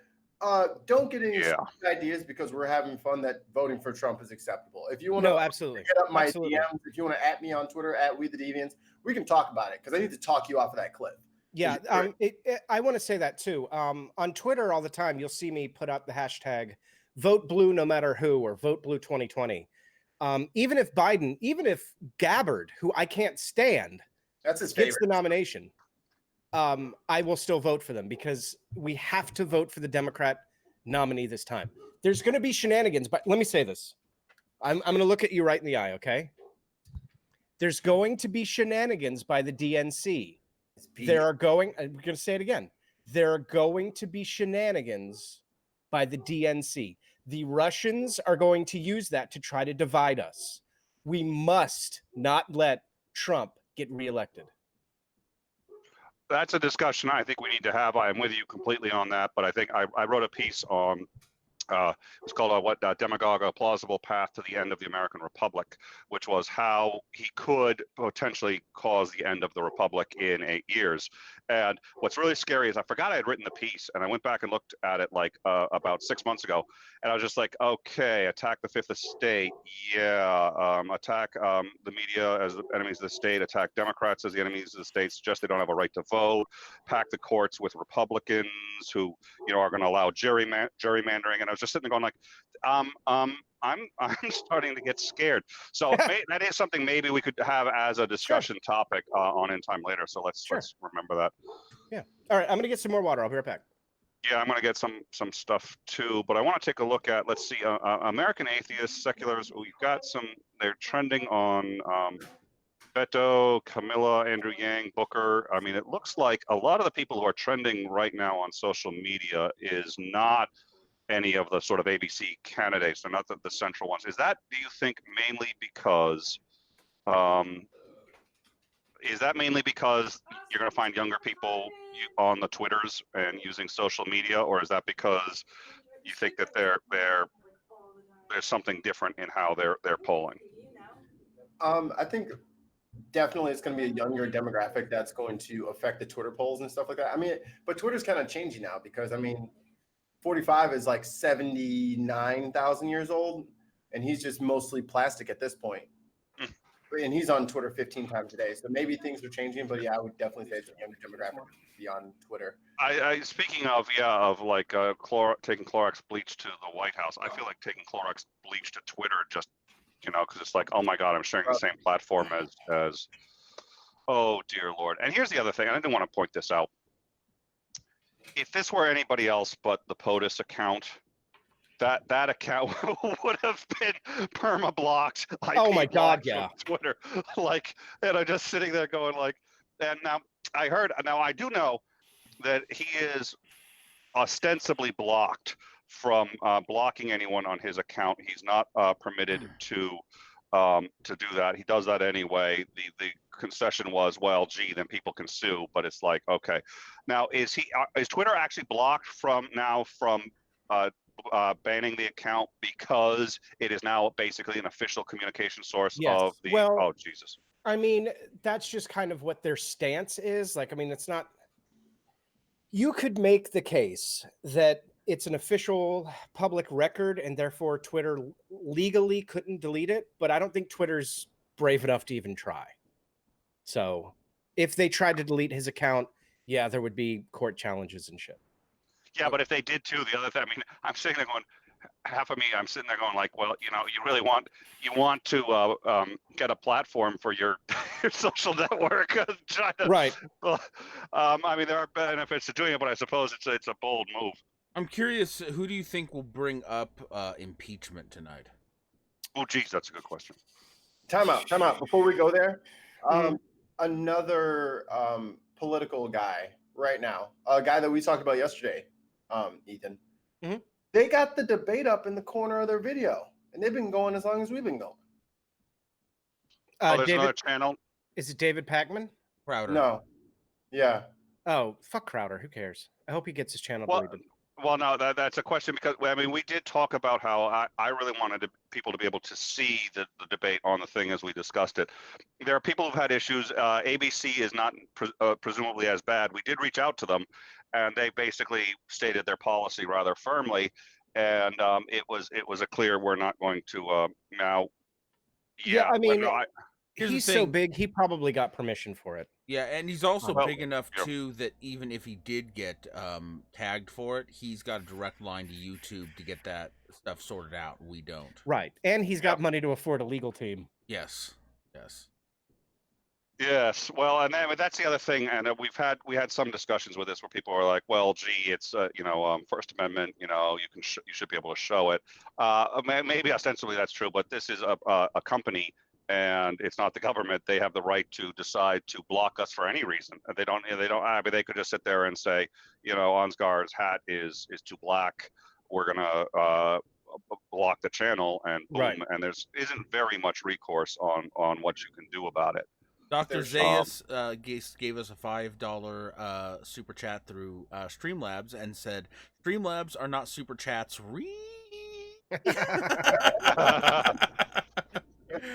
Well, I agree, and if you want to help us monetize overnight, we would love to have that. But thank you very much for the super chat. We appreciate Gup that. says, I'm going to do something else. This so-called progressive doesn't get any more of my time laters. I think that's directed at you, progressive. Wow. Listen, just because he's here doesn't mean we support or endorse anything he says. If you need, I am a hardcore conservative, and if you want a conservative, you want to donate to, please give a super chat now. Now, if you don't like conservatives, I have been a liberal all my life, and if you need a liberal to donate to, we would appreciate a super chat and just give it your way, but we will take care of you. Progressive liberal, we've never even sort of heard of him until tonight. He dropped in. We were supposed to close the green room. I don't know how he got a link to it. I snuck in the back door. Yeah. We actually had that happen once. I don't think we should discuss that. Yeah, that's for another time. That wasn't fun. That was interesting. That was an interesting day. That was an interesting day. Oh my God! And I know Ansgar knows what I'm talking about. I'd love to talk about it, but I just can't. I want to address something in the chat real quick. Smitty, if you think that Gabbard is a good candidate, you should watch last night's pre-lib show, the title of which is Tulsi Gabbard a trash candidate? And I think we determined that she was.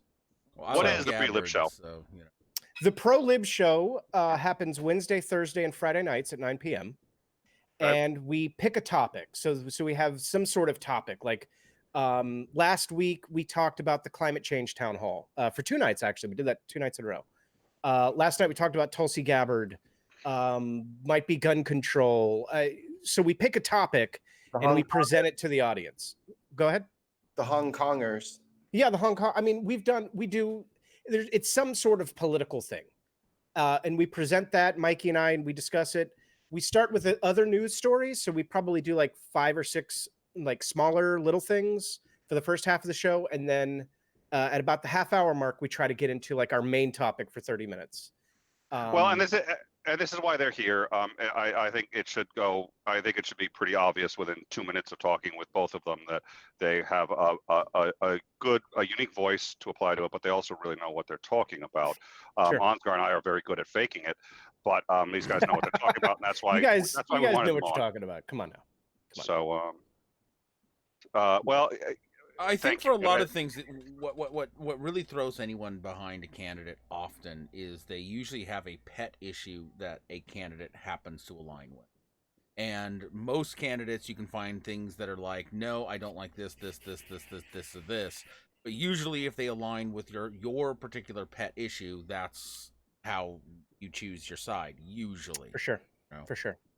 And, for me, that pet issue is blue-collar workers. It's the middle class. That's what I care about the most. I mean, of course, that means that I care about healthcare, and it means that I care about gun legislation.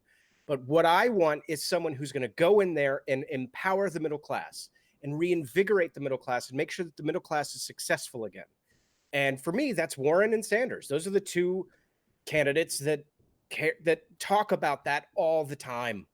And I am shy about Sanders because he's already been weighed and found wanting by the Democratic Party. So I like those 2 the best, and then everybody else, and then Joe Biden. 2 questions. Is there any real... There seems to be a unwritten rule that if you have failed in a prior presidential campaign, usually at the really high level, and nobody's going to really look at you again seriously. Is that a valid and credible rule, which sounds to me like you're suggesting? And then the second question is, how much does age play into this? Because a lot of people say, well, they only have to go for 4 years. No, they have to go for 10 because it's still 2 years until they get into the White House, and nobody wants to elect someone who isn't going to run again, because then you have to go through the whole process again. It makes things much more difficult. It's much better to try to get in a legacy, a president who does 8 years, and then a VP that will assume the mantle after that. Nobody wants, so we're looking at 10 years. Is that a problem? So I'm glad you brought this up. After the last debates, we did a recap show with a gentleman named Nick Soutter. And during that show, he actually talked about this exact topic in a very articulate way that I don't think that I could repeat. So I would suggest that you go watch. Oh, you were on that. That's right. Yeah, I've heard of that clown, but yeah. Right. No, I think that's completely valid. And I think it's one of the reasons why I'm so shy about Sanders, because he is 76, right? Is he 76? I think so, somewhere about there. So you're talking about he's going to be 85 years old if he gets reelected at the end of okay. Listen, Sanders is, have you seen the guy run? He still runs really well. He's very quick. He is a virile no, what was it that Trump called himself? A young, vibrant man or something? Well, he certainly didn't call himself modest, but yeah. No, something like that. Sanders actually is. So that doesn't worry me as much, but it's definitely, I know that it's influencing me, like in the back of my head. It was one of the reasons why I liked Mayor Pete. As soon as Mayor Pete announced, it's like, here we go, like a millennial guy. Yeah, absolutely. Yeah, it concerns me, but it's not a top concern, I don't think. I think as far as age goes I think for me, as far as age goes, as long as they are connected to younger generations, I don't see that as a problem. Right. Because they've thought about it as well, and I don't think they think they're going to die in there. And they don't think that their brain's going to go while they're in there. You know what I'm saying? So as long as I feel like they're connected to all groups in America and not just the boomers and up, then I'm cool, and I'm not going to hold their age against them. I'm not an ageist like somebody. Right. Hold people's ages against them. Imagine everyone's going to die of old age any day now. It's kind of right. Yeah, you ageist. Wow. Okay, hold on a second. I got a knife. I got to get out of my back. Give me a second. Right now, there's a commercial break right now. I don't think I can be on a show with an ageist. Get out. Well, you've been an ageist apologist for so long now. Okay, I have to cleanse myself. We have some house cleaning I want to do real quick. It's a commercial break here, and I had vowed for the commercial break that we would, because we're trying to keep in time with the thing. So we do have a couple of announcements, and we have to try to sync with ABC here. So Mikey, could you please do a commercial for Viagra? All right, guys. I don't know. He's going for it. He's okay. I did okay. Wait, but I did want to get back to the question of who do you think is going to bring up impeachment? Impeachment? Yeah. Oh Jesus, yeah, we missed that one. Kamala. Go ahead, you take it, Mikey. I think Kamala's going to bring it up. I agree. I think it's going to be her thing, because I don't know that any of the rest of the candidates kind of are removal of 45 centric. And I think that's kind of been her thing even before she announced that she was running. So now it's an even bigger, because that just makes it that much easier for her. Well, So here, Ethan, here's a question for you. What happens if he's impeached right before election? Who knows? I think that's an interesting hypothetical. Is there any chance that's going to happen? You tell me what happens right now. I think there is a chance that it happens, yes. So I do think there's a chance it happens. Sure, yeah. If he gets impeached, does that mean that the Republicans have to scramble and put up a candidate? Well, you mean if as a result of the impeachment he's booted? Okay, so you're asking different questions here. Impeachment and impeachment. I don't think there's any chance he actually gets removed from office from impeachment. Right, that's not like. Are you asking about impeachment or are you asking about removal? Those are two completely different things. Impeachment and then subsequent removal. Do I think that there's a chance of that actually happening? No, I want you to answer what happens if that happens before the next election. Like okay, so 2 months before we all vote. Well, the Republican National Committee will declare their candidate in August, I think. So if it happened after Trump was declared as the nominee and he ended up being removed, the Republican National Committee would have to then they would have to appoint somebody new, which would probably end up being Pence. Are they empowered to appoint somebody new, or wouldn't just Pence necessarily? This gets into that question I'd asked earlier, which was, and I still want to, because we've only started on Ansgar's question. I think there's a lot more to mine in there, but I had made the argument that actually the only legit president of the United States right now is Paul Ryan. And you had said you were going to think about that based on the grounds of what I had done, and we're getting close to that discussion here. We are getting close to that.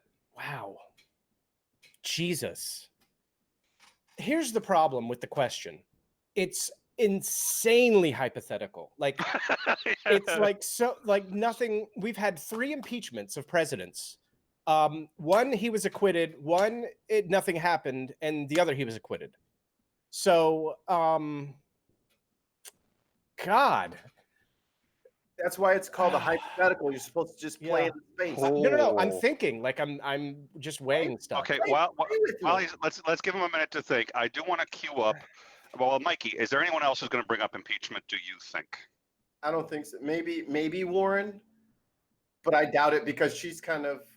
That should be playing into his hands if she does. Here's my question: Is impeachment even a good strategy?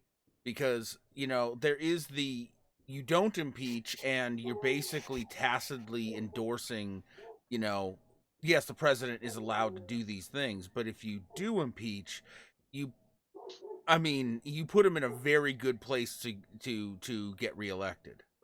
Okay, so I have an answer for the first question and then I can answer that. Yeah. So here's how the nomination process works. Okay. The state has a primary, right? Mm-hmm. Whoever wins the primary gets that state's delegates who then go to the committee and say, New Hampshire nominates whoever. Right. Okay. So after that process is over, let's just throw another hypothetical out there. Let's say that Trump died.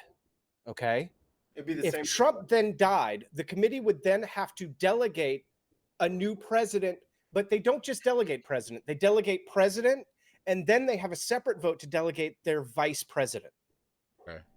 So if then Trump died, they would just have to nominate a new president. That's how it would have to be. Like, but wouldn't Pence step up? No, they would have to have another meeting of all the delegates. New nomination process. And they would have to vote again. Yeah. But here's the thing. Here's the wrinkle I want to throw into it. Wrinkles. If they impeached him and removed him from office, technically, removal from office doesn't say you can't be delegated as a nominee again. So or they even could come just, back in. You can hold office again. It doesn't Sure. It doesn't count against you. There's no. You can just So come right back in. They could theoretically remove him. We could have President Pence for like 2 months, and then we could have President Trump again. Oh God. Oh God. That's theoretical. I mean, theoretically, the math works. Oh, you're just so much fun to have on this show. Ansgar, remind me what your question is, because I'm sorry, I just used a lot of brain power to do that. Yeah, no worries. So, is impeachment a valid, a good strategy because of the it's almost like ethically you almost have to, but strategically it feels like it's detrimental. Right. Before you answer that question, I want to ask so dovetail into that. So there's been a question as to whether or not Amy may bring it up just because her poll numbers are low, and she's trying to. Now impeachment plays to the base. Impeachment is going to increase your going after, and none of them seem to have done it significantly, but going after impeachment is absolutely going to increase your numbers. Excuse me, and your likelihood of successfully getting the Democratic national nomination, but it seems to me that it would tank your. So what do you think about that? Yeah, I could see Klobuchar doing that as a strategy. I agree with you, Ansgar, that you've got two questions. You've got an ethical question and you've got a strategic question.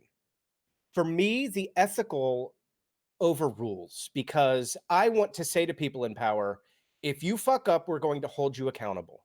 I believe that that is a fundamental part of a representative democracy, in that the democracy, representative republic, if you're going to be a fucking dick about it, it is built by the people. It is for the people, and it is by the people. Yeah. No, so I think that we should impeach him because it says to future presidents, don't be a dick because we'll impeach you. Right.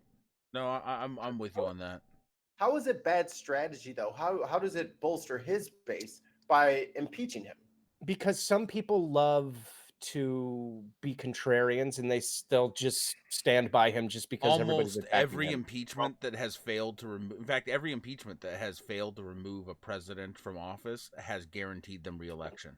Yeah, Johnson and Clinton both their popularity went up after they were acquitted. And in this case, where they feel like there has been charges of cheating against them because, hey, you wouldn't have won if it wasn't for Russia. And since we all know that the Democrats already can't win fairly because Hillary deletes her emails, then the fact that they tried to impeach him is an end run around the system and an end run around democracy. So you're going to get even independents who normally wouldn't care sit there and say, you know what, especially ones who just haven't really been following the nuances, they're going to say, you know what, if the Dems are going to play dirty pool, we are going to just vote for Trump for the sake of it. Right. So I think you risk that quite seriously. There's a lot of people who really believe that once the vote is in, you get what you get, and anything that outside of just voting somebody out is dirty. Right. Well, we talked about this a little bit last night. So you've got the wording of the Constitution is high crimes and misdemeanors. Well, is it high crimes or high misdemeanors, or is it just high crimes or misdemeanors? Or does it have to be both? Or does it have to be both? Is it and or? Sure. So, the problem is we've only ever had 3 of them. One of them he backed out. One of them he was acquitted by only 1 vote. Johnson only avoided acquittal by 1 vote in the Senate. He's welcome. And of course, Clinton, it failed rather spectacularly, I would say. Yeah. So we don't have a lot of instances of it happening, and it's never happened successfully. So, it's all theory. It's all hypothesis. I don't know. Dude, the little emo, How about we just get him, let's just take him out of office and then we'll see what happens. So what is this? We've got Neil 604 Atheist, who you guys I think had mentioned earlier. Sure. Where's everyone for my segment of the fundraiser? Does anyone here owe him money? Am I missing something? Probably. Yeah. Okay. Well. The check is in the mail, and he's talking about our fundraiser. I was supposed to be on his, but then when I didn't know that we were doing the DNC thing, I'm supposed to be on his show. You're supposed to be on it. Yeah, I stole Ansgar. I do apologize, and I sincerely appreciate that. But if you hook up with Growly Bite, she will absolutely be willing to jump on the show with you. Let's and do that because she's delightful, and but I certainly appreciate that Ansgar has gone through some sacrifice. Today in particular was a difficult day, and he did the show, and which I appreciate, and I hope everyone here appreciates. And he has replied, she's already in. So okay. That's good. Trust me. I mean, if it's any consolation, I would rather have Growly Bite on the show. So. Yeah, can we tag him in tag team? Let's swap. Let's swap. Yeah. We should do that. That would be interesting. Like at the halfway point, like just which we're actually I think we may be past the halfway point. Which oh God, you mean we have to do more of this? No, I'm kidding. Yeah, I know. I thought we were wrapping up. Okay, well hold on, because I do have like a 30-year-old Scotch, which I was saving either for a really special occasion or for a real nightmare occasion, and I think you know what? My wife made me a blended coffee drink with alcohol included. Ooh, that sounds good. Just to deal with this. Oh, she makes the most wonderful blended coffee drinks. Oh, they're delicious. With a little bit of Irish cream. Now they just talked about they just talked about the tariffs, and I think they're moving on to trade. About them, really. Yeah, it's all in one. Yeah. It depends on whether or not you want to try to separate those two out. What is the effect of the tariffs? What will the effect be a year from now? And I mean, I had thought it would be a body blow sooner to our economy than it has been. It doesn't appear to have been. It has. What's going on? It absolutely has. Ethan and I just had an episode on that maybe last week, 2 weeks ago. 2 weeks ago, yeah. Yeah, about how the tariffs are affecting farmers, like already, like right now, like within this quarter. Yep. Like it's already started. Oh, wow. Yeah, we talk about it a lot. No, Biden is actually just looked at Warren and said Warren is right, and continued on with his. That to me is strange. Well, he did that with Hillary. He did that with Hillary. He's fucking. Oh God, he's such an idiot. Well, tell us how you really feel about Biden. If I was the head of his campaign team right now and he did that, I'd be like, I'm done. I'd buy. Goodbye. Oh my God. Remember the South Park sketch where they had the debate between Trump and well, basically Trump and Hillary, and she kept saying, yeah, that's exactly what that reminds me of right there. Yes. Oh my God, Joe. I've said it for months. Biden always fades. If you watch any of my show or you follow me on Twitter, I say it all the time. Biden always fades. He's going to continue to, because he's an idiot and he doesn't know how to handle himself as a candidate, as the leader. He just doesn't know how to do it. He's really great with memes, and that's about it. Mm-hmm. Well, I don't know. I always thought he would do well against Trump because I think he can speak to the blue collar just spectacularly in a way that Trump couldn't. But on the flip side, the fact is Trump does speak to them. I've got no idea how he does it, since he literally has a gold-plated toilet. I wish that were a fucking joke. That's not a fucking joke. He's got a gold-plated toilet. I know. Yep. That's not a goddamn joke. Yeah, I know. Come on, man. He just tells it like it is. I'm not that goddamn funny. Right. He tells it like it is, but when someone else does it, they're virtue signaling SJWs, right? Right. Exactly. Right. Soy boy, farmer, cuck. Absolutely. Furry libtards. Yes. That was the best one. That was in Paladin. Some dude just called him a furry libtard because he had like a character with fur. I was like, wait, why is he a libtard? Yes. That happened.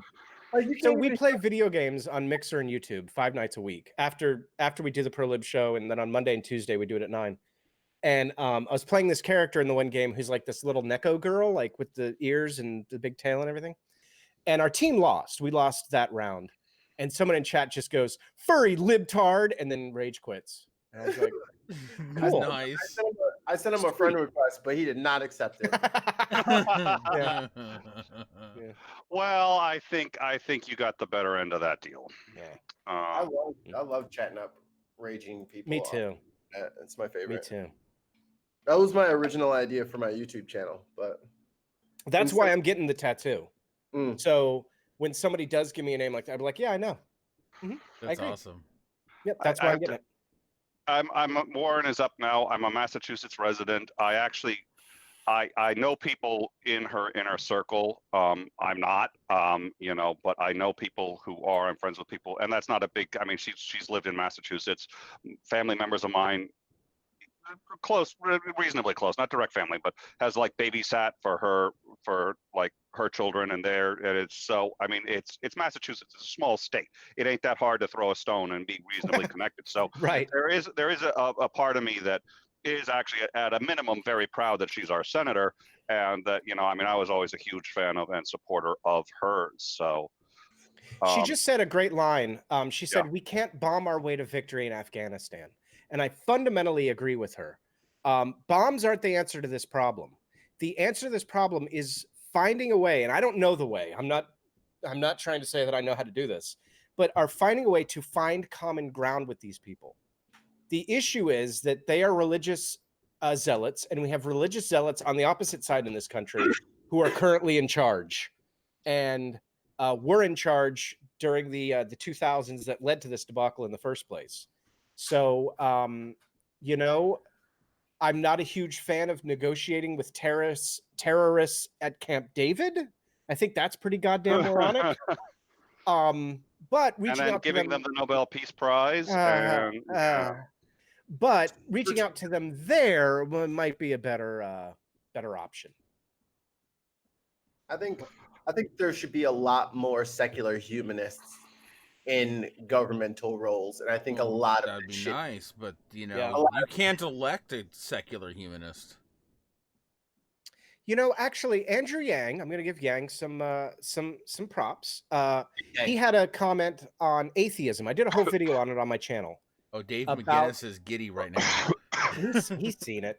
He was but you're mentioning him, so you know. I know, but he commented that atheists shouldn't be shunned, and that people who are atheists can still be moral and still have moral objectivity. And I found that refreshing because you don't normally hear that in American politics. You don't, but it's true. Well, right now Warren is talking about bringing the troops home. That's her biggest thing. And I will say, just along those lines, we will elect a Muslim before we elect an atheist. Yes, we will. Oh yeah. Oh, I don't believe so. You don't think so? The polls so far have shown exactly that. Well, and atheists, according to Pew, atheists are about as trusted as rapists, and that's still significantly lower than Muslims. Which, and by the way, is not a slant on Muslims, obviously, but you know, it's like given after 9/11, you would think that Muslims would be polling lower, especially with people the way we do tend to be tribal, and that Muslims just went south, not below atheists. I can't argue with the results, but boy, it doesn't feel right. It just something about that just smells funny to me because I mean, post 9/11, I'm sorry, I don't think it's happening. I just don't. I think there's a lot of. I would have thought, but there's still a lot of gross pockets of America. There's a lot of Islamophobia. Absolutely. Yeah, I don't think it's really. I think they're quieter about it, but I mean, let Trump say something about Islam. I mean, like, where was all the outcry for the Muslim ban? Did we get a whole bunch of people from the middle of America saying that's bullshit? No, we did not. They just shut up about it because that was fresh into his presidency. I think those feelings are still there. It just hasn't come to the forefront yet. I agree. He's busy with the Mexicans. Yeah. He's been busy shitting on them, so he hasn't had time. Yep. But they're brown enough for him to hate. So yeah, he can hate them. He won't like actually attack them. Yeah, but keep in mind, and I admit, I think hatred for Muslims right now runs deeper. But I think bigotry against black people is pretty high, and we elected Obama. Real quick, Pete Buttigieg just said that the president treats troops as props. Woohoo! Got him. That is good. That is a good damn line. That is good, and that's actually, it's curious to see how many people, because the sort of it's sacrosanct about the troops, and making that kind of claim is reasonably bold too, because you can get a pushback from the troops too. He's the commander in chief.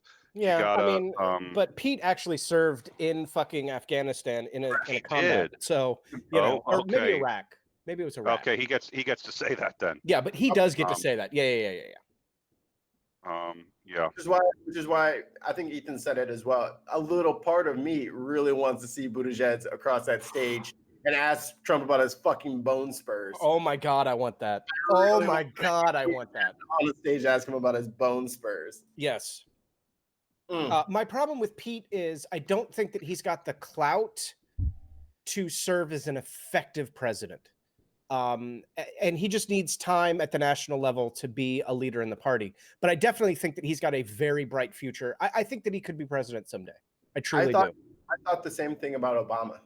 Right. Yep. Reminds me a lot of a young Obama. I really wanted Obama to do one more term in the Senate and to have a little bit more,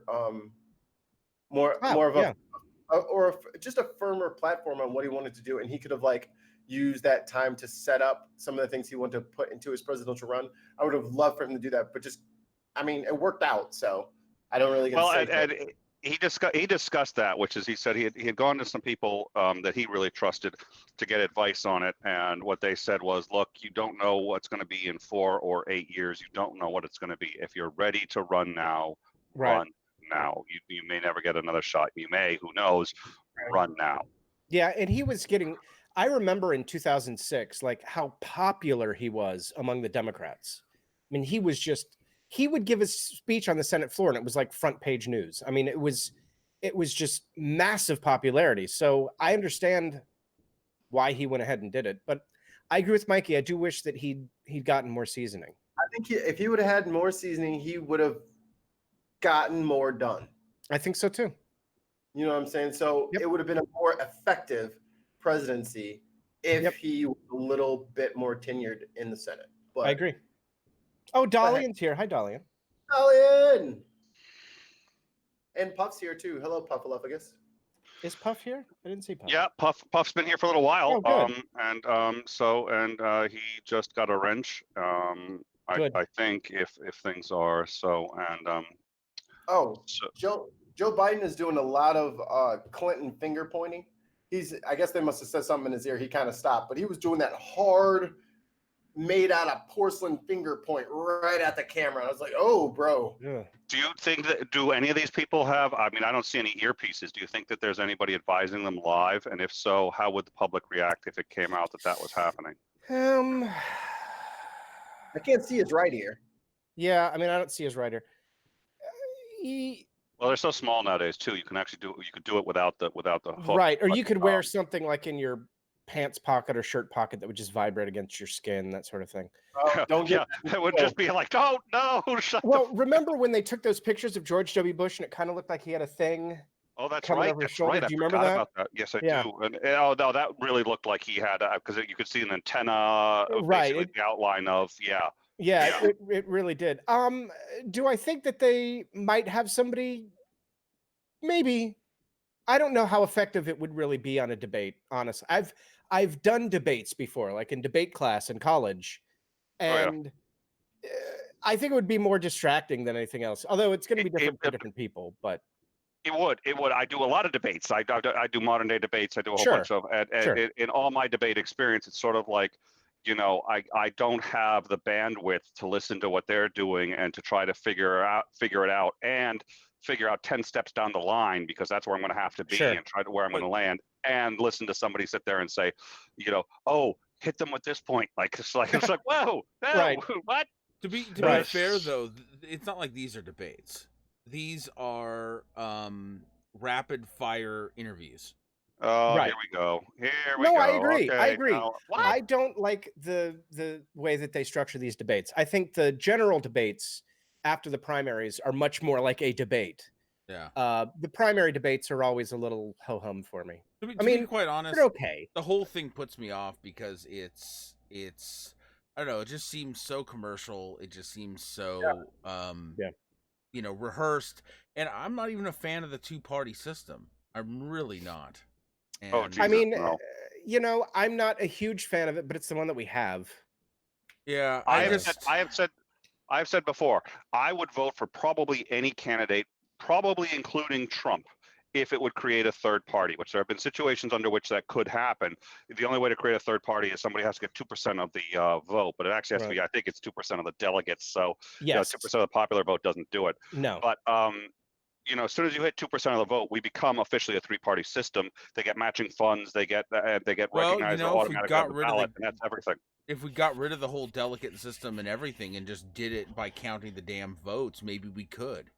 Listen, I am in favor of election reform, but you'll need an amendment to the Constitution that's ratified by the states for it to ever have a prayer. I mean, it is a great idea in theory. I 100% agree with you. I'm just saying you're convincing me more and more and more that we are shackled under a system where a bunch of elites have decided how we will vote.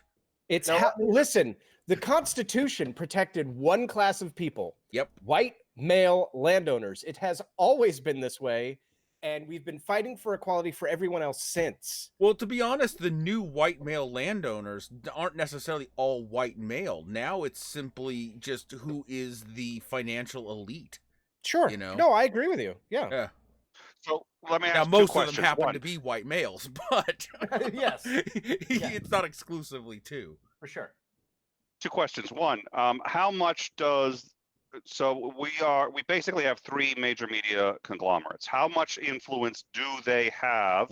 How much could they potentially have that they haven't exerted?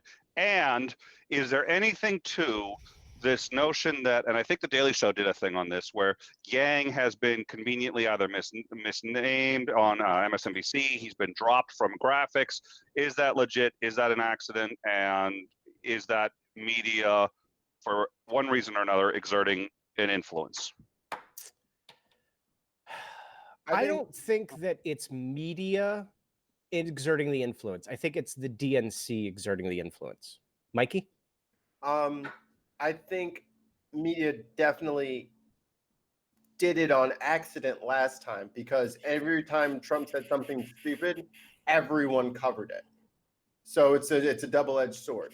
And we kind of shut ourselves in the dick last time because every single cable news source talked about Trump nonstop. And that gave him all the gas he needed to light up all the little basement dwelling cretins, and out they came. Smitty has some direct criticism. Oh, go ahead. Oh, yes. Well, no, I was just going to say, so nothing to the so-called gang media blackout. Is that a thing? Is that not a thing? Oh, no. I think that's, again, I don't think that it's the media that's driving it. I think it's influence from the DNC that drives it. Well, here, and let me clarify, like, I don't think that any of the media wants to be on the wrong side of the DNC. So I don't think that it's like, I don't think that I think it's less organized than it looks as though it is, if that makes sense. Would some candidates maybe get a fairer shot on, say, Fox News under that set of circumstances? Legit question. I mean that straight up. No, that's a good question. I think they do sometimes, actually. I think they do some. That's what I was going to say. Like, I think some of those Fox News town halls were better put together than these are. Yeah. And I would rather see, liberal candidates get hardball questions and get grilled. Sure. You don't get to the meat of a question with softball shit. Yeah. Okay. So Smitty has some. Or somebody was going to say something. I was going to say Smitty has some specific pushback. That it says we've been fighting for equality. Hillary Clinton has been fighting against it. Goddamn, how can you lie on the internet pretending to be a progressive liberal and support Hillary Clinton? Well, was this Smitty you said? This is Smitty. Okay. Well, it's pretty easy. I don't think you meant that what you just said, but okay. Right. I don't really understand. It's pretty easy to lie. That's like, not what I meant. I think that I can be both a progressive and like Hillary Clinton. Okay. As a person, even if I fundamentally disagree with a lot of her policy positions. Gotcha. Yeah, like, okay. I mean, I like Ansgar. I disagree with some of the things that he likes, but I still like Ansgar and support Ansgar as a person. Yes. And I will say, I get a lot of pushback too. I have a tremendous background in law and in philosophy. And in both those, what you say and how you say it has tremendous importance. And there are people who can recognize how I parse my words, and there are people who are just like, okay, Nick's talking. No, I parse my words very deliberately. Sure. And if you notice what he said earlier was, they're behaving like an ethno state. And if you're not listening carefully, that like just goes under, and you say, "Oh, he's saying there." No, and it is possible to say. And I've sat there and said, "Okay," and I had this earlier, where I was in a conversation with somebody. I said, "Okay, your point is reasonable." And like, "Oh, Nick just said he agreed." No, I said it was reasonable. Those are two very different claims. Yes. And you know, I can say this too. I love Obama. I fucking love Obama. I disagree with Obama on a lot of shit. Praising, we're okay. YouTube, once again, please do not demonetize us for what he just said about fucking loving Obama. Yeah, I don't think he meant it the way it came across. I'm sorry. Nobody here speaks that way about a president. Let me clarify. Let me clarify. I want to fuck Obama. Oh my God.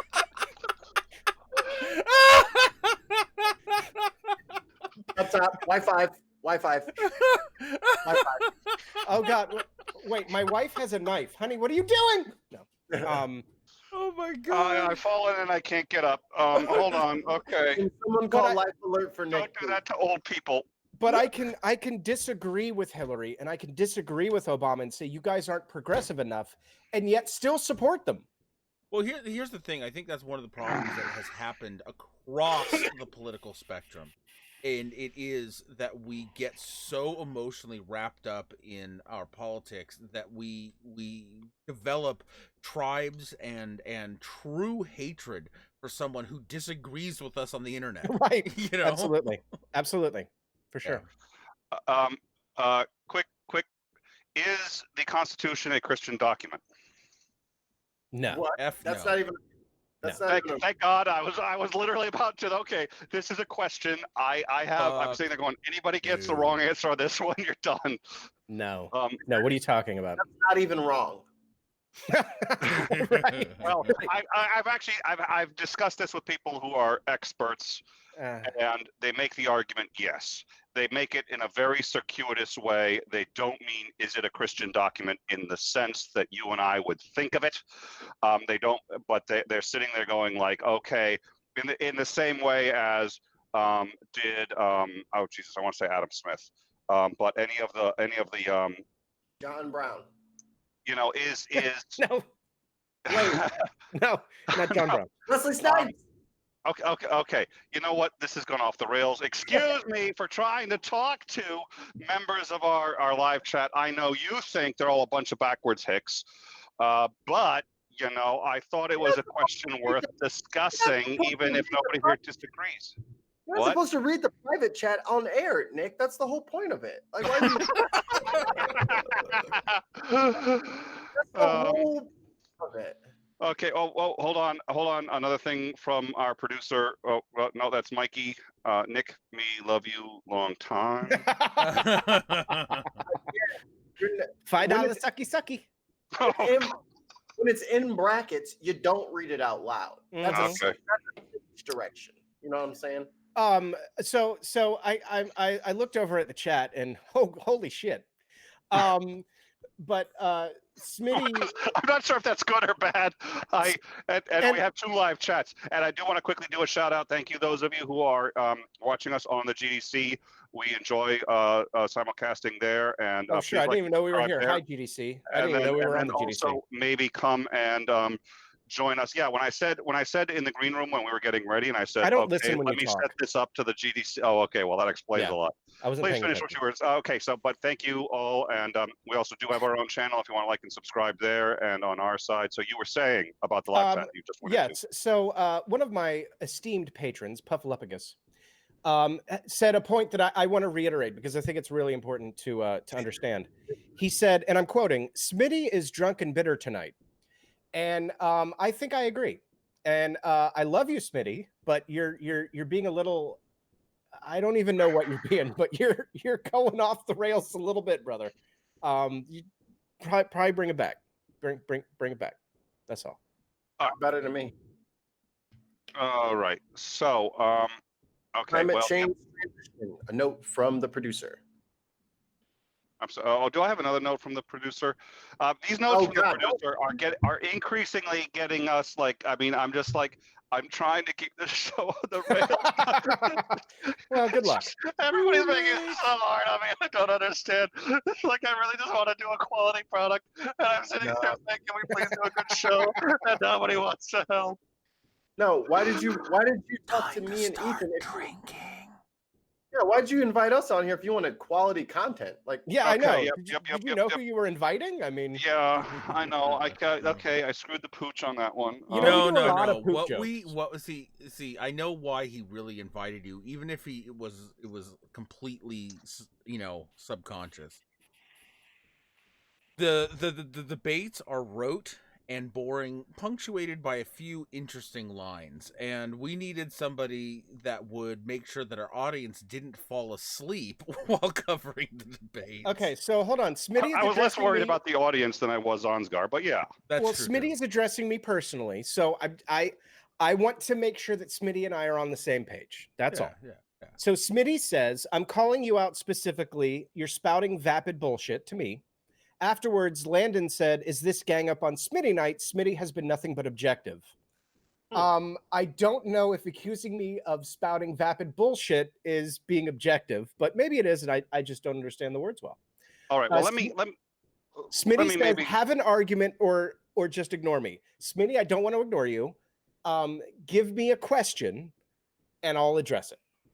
And I think that's fair. Let me just make a quick statement here. I think anybody who knows Smitty has the utmost respect for him. We do here. Sure. That's why he's modded here. Sure. It seems to me that there's a bit of a history, maybe that I'm unaware of, and maybe not. But I do think that I think questions and direct, why does progressive liberal believe what he does, are probably a bit more productive, and it seems like that's been a little on the short side for some of these criticisms. Now, so overall, I'd like to. I agree with the idea that I don't like to throw my support in with a candidate I don't agree with enough.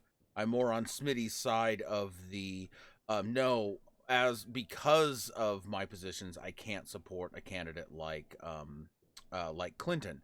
However, I assume, because I have respect for you, Ethan, that your reasons are reasoned and you have good reasons for them. We just don't see eye to eye on those reasons, and there's nothing wrong with that. I think hold on. Go ahead. Here's something funny. I totally disagree with Ethan, but I don't have to call him names for him to know that I disagree with him. Absolutely. Right? And I understand that not everyone is going to agree with me. Mm-hmm. And I'm okay with that. I've lived a long life of people not agreeing with me all the time and me not agreeing with them. And that's okay. And that's all right. Well, here's the thing, and Nick and I had a discussion. The world needs people who are practical and people who are idealistic. Sure. You can't have a world that runs on just, one or the other. And so, Nick is a more practical guy. He would rather, I'll vote for anyone who isn't Trump. I'm a more idealistic guy. I want to vote for a candidate because if I vote a candidate in, right, whatever they do, I'm partially responsible for. Sure. And so I won't vote for a candidate I don't believe in. And so I think those two sides balance each other well, Well, and here's the other side of that. So I agree with you. I didn't vote for her in the primary. I voted for Bernie Sanders. But once she became the nominee and she was the nominee of the party, I supported her. And I still support that position today. And I have no qualms or problems with it. So here's Smitty's questions. How was Hillary's support for the TPP liberal? It wasn't. Fracking? It wasn't. Interventionist wars? It wasn't. Her respect for Henry Kissinger? Hated it. What's her most liberal position? Probably healthcare or gun control, but they weren't necessarily liberal. She came around to gay rights well after it was popular, when Bernie was in favor of it in the motherfucking 70s. Totally agree.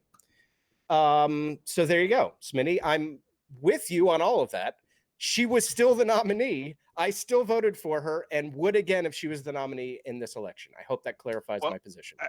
And I'm glad to have that conversation and to deviate some on that, but I don't want to spend too much time on Smitty. I think you brought up some good points that should be discussed. The TPP is one of my favorites because I think, and I said this before too, I had mentioned the TPP was a very bad. Well, it wasn't bad. It was a mediocre trade policy, but it wasn't about trade. It had nothing to do with trade. It was about isolating China and our ability to. Sure. I was going to say it had to do with trade in how it isolated China. Yes. How it isolated, but we didn't do it. The way we wanted to isolate China was actually illegal. But if we did it through trade, it became legal. And what we could do is it wouldn't make it war. It wouldn't be an act of war if we all ganged up on China and said we're going to completely isolate you. And when Trump saw it, there's one of the few things he got right, which is he took one look at it and said it's not a great trade deal. Yeah, but it's not actually a trade deal. It's dressed up to look like a trade deal. It's supposed to look like a trade deal so that it looks good. But the reason it's not a good trade deal is because it wasn't a trade deal. And people who understood that and who understood what it was for, I think would be for it. And Trump is now looking at getting it back because if we had kept it, we'd have a lot more influence over China, and they wouldn't be able to do to us what they're doing now. Right. And we wouldn't be able to do to them what Trump is doing now. Mm-hmm. Are you drinking straight scotch? Oh Jesus! Yeah, this is this was you said it. This is Hibachi Suntory whiskey. It's not scotch. I wouldn't drink. I was like, God damn, Nick, you a dog, man. We need to hang out, bro. It's 53%. It's been a while, but when you said I needed a drink, I was like, you're like the Andrew WK of fucking YouTube. Oh, Jesus Christ. No, my guess is just a couple more gulps of that, and all the pain will go away with all my hopes and dreams. What are dreams? Oh, great! You just took the self-pity. It's the things that white people have that we actually get to achieve sometimes. Oh, Jesus! Yeah. Is it like a credit score? May I have some more, Governor? Credit score. What's a credit score? Oh, Jesus. Oh, you may not have a loan, sir. Yeah, pretty much. All right, so Warren has now gone over time, and I guess it sounds like she's getting smacked down by the mod. Is that what's happening? Did I miss that? That's what it looks like. Yeah. Is Ramos the guy that the guy who used to work for Univision? Or did he work for I think so. One of the moderators where Trump was like, oh, why don't you go back to, or one of his like little handlers like during the debates were like, oh, well, why don't you go back to where you come from? Like that was like the first time they said it, and I think it was for Jorge Ramos. I believe it was. Yep. On the stage tonight, which is just hilarious. Now Kamala is saying, "Oh, teachers support me," so yeah, okay. Oh God. We'll pay teachers more. Sure. Well, I know let's assume for a second it was true. As a teacher, that's great. I love to hear it, but that's not the sole problem. I do think education's the silver bullet, but just paying teachers more doesn't solve. Well, actually, it is a good I mean, step. it helps, right? But what we need is education reform that doesn't cram 50 kids into one class with one teacher. That sort of shit. Yes. So does anyone have a way for us to move the funding from schools away from property tax? Because I hate. Well, I don't know that. I know. It's done in the Scandinavian countries, and the way they do it is, I think it is. I don't remember if it's property Nick, tax. If you love Scandinavia so much, just move there. I know, right? Yeah, I keep plugging those countries. Hey, I almost did, but at any rate, hold on. I got to address one more thing from Smitty. Yeah. I'm sorry. Yes, Smitty. I love Hillary as a person. I didn't love her as a candidate, but yes, as a person, I love Hillary Clinton. She is fucking snarky. She is smart. She is funny as hell, and she is craftily devious. And I love her. I don't agree with shit that she did. I fundamentally disagree with lots of shit that she did, lots of stuff that she supported. But her as a person, I love. Yes. I hope that settles it. He's lib cucking everywhere. All right. Sorry.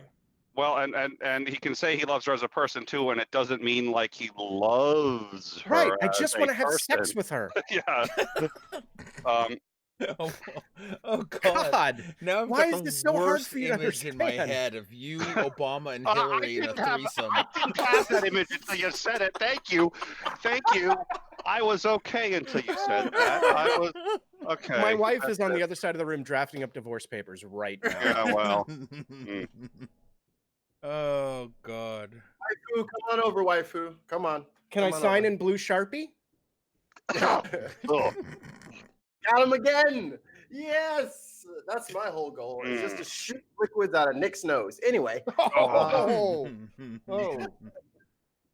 pro-lib show. It's 43. It's 43%. So it just you feel it. Okay. The pro-lib show does not endorse the statements of Mikey Famine. Sure it does. Sure it does. Oh shit, it does, doesn't it? Fuck. Sure it does. God damn it. Wait, since when was he our PR guy? Since when does Mikey get to decide whether we endorse Mikey's? That seems a little not only self-serving, but it seems like a Mobius strip of what if he says everything I say is wrong? Don't understand. He cashed in his oppression points, and this is what he got. It's like a prize, you know. Okay, he should have gotten a much more oppression points than that. I think. So here's where it went wrong. Me and Ethan voted on it, and we rounded up. Oh, okay, got it. Oh, okay. That's right. So wait, I wasn't listening. What happened? Neither one of us has lost an argument yet. That's right. I'm incapable. I'm incapable of losing an argument. Shit. We always round up. Oh, there's so many. As people know, I am an anti-theist, so I enjoy the politics stuff and I do that, but I do a lot of anti-theism work. Whoa! Don't say that out loud. You'll summon him. Oh no. Oh, okay. I will. So there's, are there Christian acts of terror? Really? You have to ask that question. Yeah, somebody asked that on. They were like, well, no, they didn't ask that. They declared by fiat that there's no such thing as Christian acts of terror. I'm saying they're going, yeah. Do you know what they do to homosexuals in Uganda? You know where they got that idea? Right. You know what Christian missionaries gave them that idea? Do you have any idea of what? Oh my God. Have you ever heard of slavery? Have you ever heard of mass shootings in America perpetrated by white nationalists who believe that their Christian duty is to cleanse it? Never mind. Yeah. Have you ever heard of Christian Zionism? Yeah, now, exactly. In America, is Christian terrorism? I would say that Christian terrorism is probably more prevalent and more an immediate danger than Islamic terrorism. In Europe, however, you can flip that script. Not a lot of American terrorism up there. Well, the thing the thing is America. One of the big things that we have is a huge ocean, and it has isolated us a lot from the a lot of we have basically more a chance to vet the immigrants that come into our country than Europe has with the immigrant crisis. So of course, with that, they're all the mass of immigrants that they've had who are fleeing war-torn countries. A subset of them, of course, are dangerous people, and so and then they come into anytime you have a how about this? You have a war that is basically a sectarian bloodbath, and you have people fleeing that area. Some of them are going to be participants of that sectarian bloodbath. It doesn't matter whether it's an Islamic or Christian sectarian bloodbath. So at this moment in time, yes, we are having a problem with, on the world stage, Islamic fundamentalism. It doesn't mean that Christian fundamentalism and Christian terrorism has disappeared. You know what I mean? Well, and let me make one more suggestion. There is a Christian terrorist group called the KKK, and there are people who sit there. The NRA? No, he said the NYPD. Oh, Jesus! Come at me, bro. Come at me, bro. Oh, okay. Come at me, bro. The views of Mikey Famine do not represent the views. Hold on. You want my views do represent at least half of it. My view is not that there's a terrorist organization. I see them as an occupying force for the elite. And there's a reason why. They operate like an occupying force. They aren't here to protect and serve. They are here to enforce a certain rule or a certain standard and take punitive action against people who don't adhere to them. And, and they're militarily equipped. They operate as a military. They come in a hostile manner, and if you don't cooperate in a certain way, they take your ass down. That is an occupying force. That is not a force here to protect civilians. Let me, before we address that, I do want to get quickly back because I want to address this with the KKK. The KKK, people sit there and say that's not a Christian terrorist group because they're not true Christians. Okay, but that's what many Muslims in the U.S. say about Al-Qaeda, and we call them a Muslim terrorist group. So why the double standard? Why is it when somebody says, well, the Bible says I can be racist, in fact, it says I should be racist, which is exactly what the KKK says, you sit there and say, well, they're not Christian, so it doesn't count. But then when somebody flies planes into the World Trade Center, you sit there and say, those are real Muslims. That is a double standard. And the reality is the KKK burning a cross is an act designed to terrorize. They are a terrorist organization, and they are a Christian one. And I'm sorry if that, I'm glad if that's not your brand of Christianity, but that doesn't allow you to sit there and say there are no Christian terrorists. Jesus. All right, so I want to talk about something that's going on in the debate right now. So Cory Booker right now is answering a question about schools, because we brought this up a few minutes ago. White schools traditionally get about $2,200 more per student than black schools. That's a national statistic. I don't love the statistic because it also ignores like cost of living and stuff, but it's a good indicator of the way that we treat inner city and urban schools. I'm sorry, rural schools over urban districts, and white versus black and other minorities. What do you guys think? Like, in my opinion, Cory Booker, when he was mayor of Newark, was it Newark, New Jersey? Yeah, it was Newark. He raised teachers' salaries. He got schools more on equal footing. He expanded where, like, the charter schools, magnet schools, whatever you call them in your district, he expanded their reach so that more students had access to try to get into those schools. He also, one of the things that I think is important is that private schools should not get federal funding. If you're a private school, then that means you should be privately fucking funded. And if you can't survive on your own funding, then you don't get to exist. I think that money for education needs to be for our public school system, because that's where most children go. But I really want to talk, I want Mikey to talk about this for a moment, about the segregation of schools and what is a good solution for fixing that, in your opinion. I can talk a little bit about that after Mikey too. Sure. I've been shitting on you a little bit, Ansgar. I love you. You go ahead, and then I'm gonna shit on you. Okay. Go. Well, he wants you to go first so he can criticize whatever you say. Right. Exactly. I think we're going to be probably in lockstep. I went to schools that were predominantly black schools because I lived in poor neighborhoods, and so most poor neighborhoods growing up were predominantly black neighborhoods. And let me tell you something. By segregating the schools the way that they have, by essentially financial income zones, it has created evil, horrible tribalism among the kids. Even I got my ass kicked on the daily for the crime of being white. Like, seriously. How fucking dare you? Exactly. And I am sure the exact opposite was true for the affluent schools, where if you were a black kid, you probably got your ass kicked on the daily for being black. And if we stopped assigning schools the way that we do, then I don't think that we would have that problem. And let me tell you, the busing thing was one of the worst failed social experiments ever. That was just terrible. Let me hop in for a second here. Yeah. So while I was in St. Louis, this was middle school-ish time.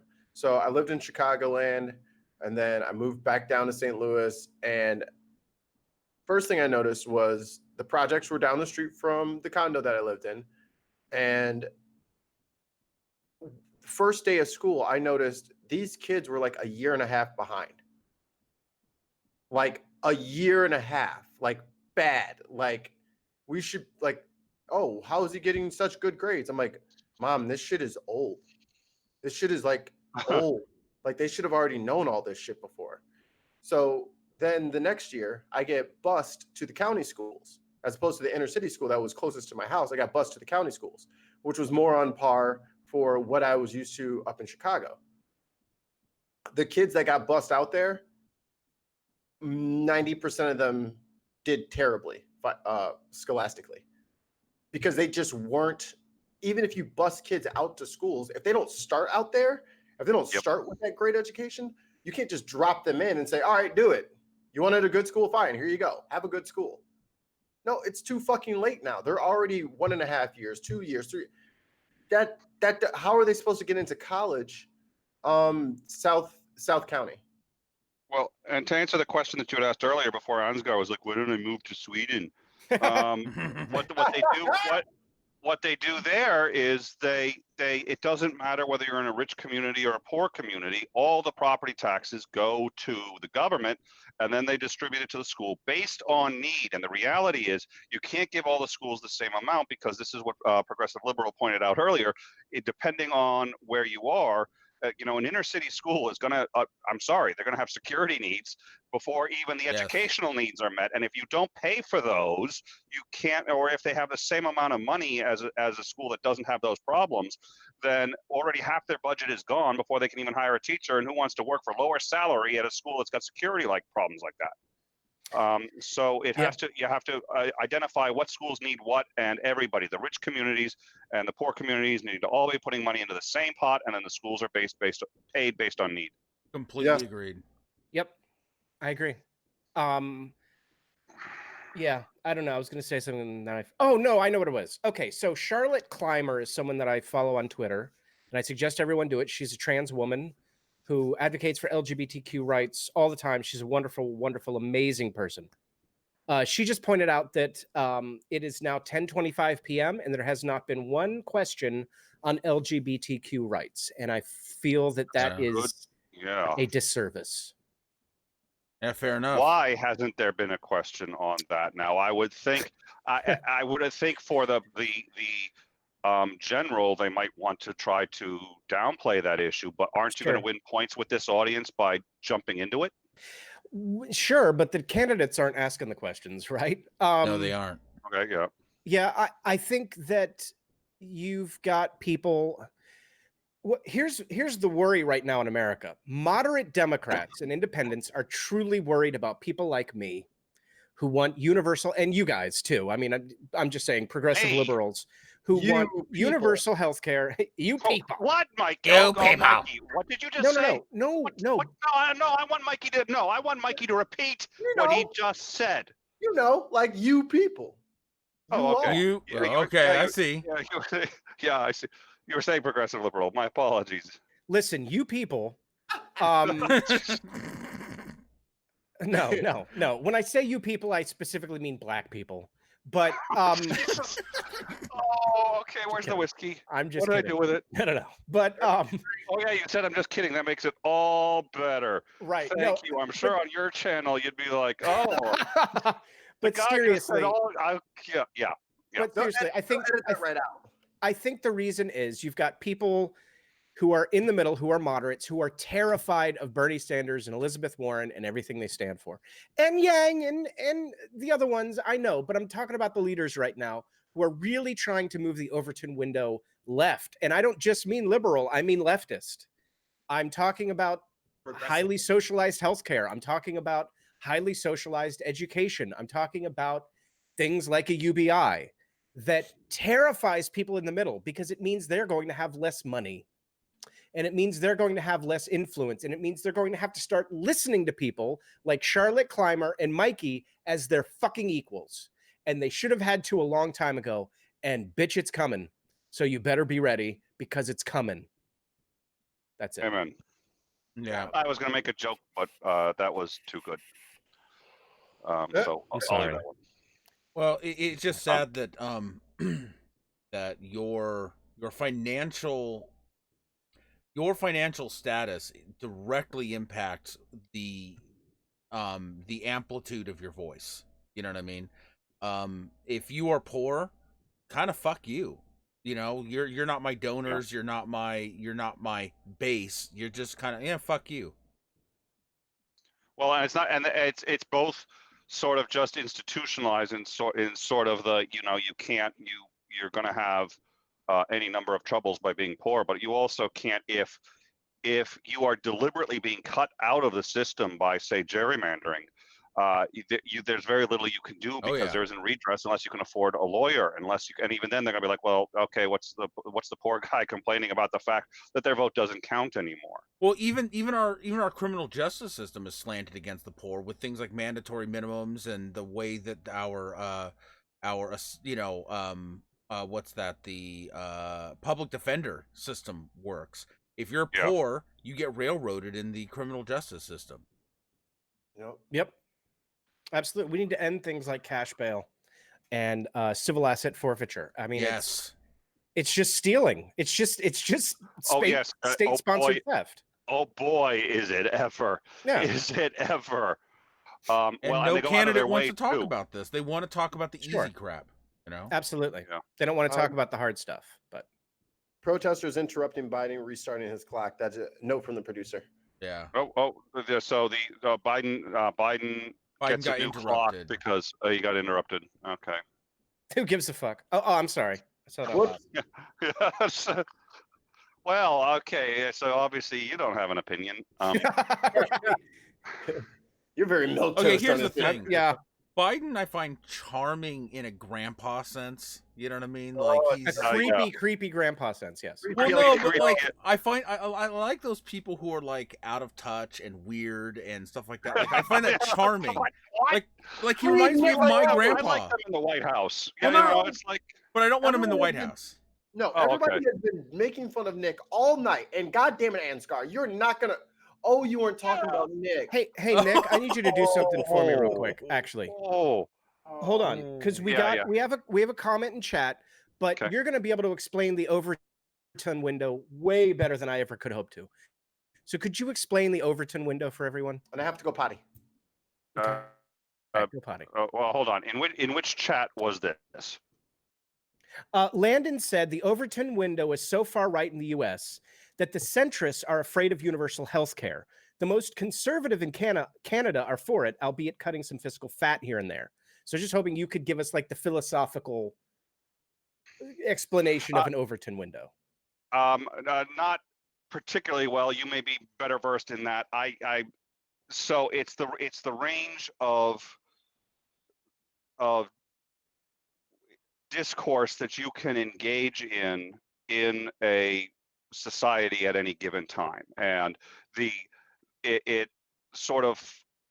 it's where the tug of war of the rope sort of, you have a 40% on either side of the center where you can have a discussion, and if you move too far to one side, there could be excellent topics on the other side that can't be discussed. And if you move too far to that side, you can't. And it has nothing to do with the quality of the topics. It's got to do with the range in which that topic falls as to whether or not it can be discussed. So extraordinarily important topics could easily fall outside of that range, and to even bring it up. And I'm trying to think of a historical example. Slavery certainly would qualify as an example during certain periods in our time, and I'm trying to think of a current example.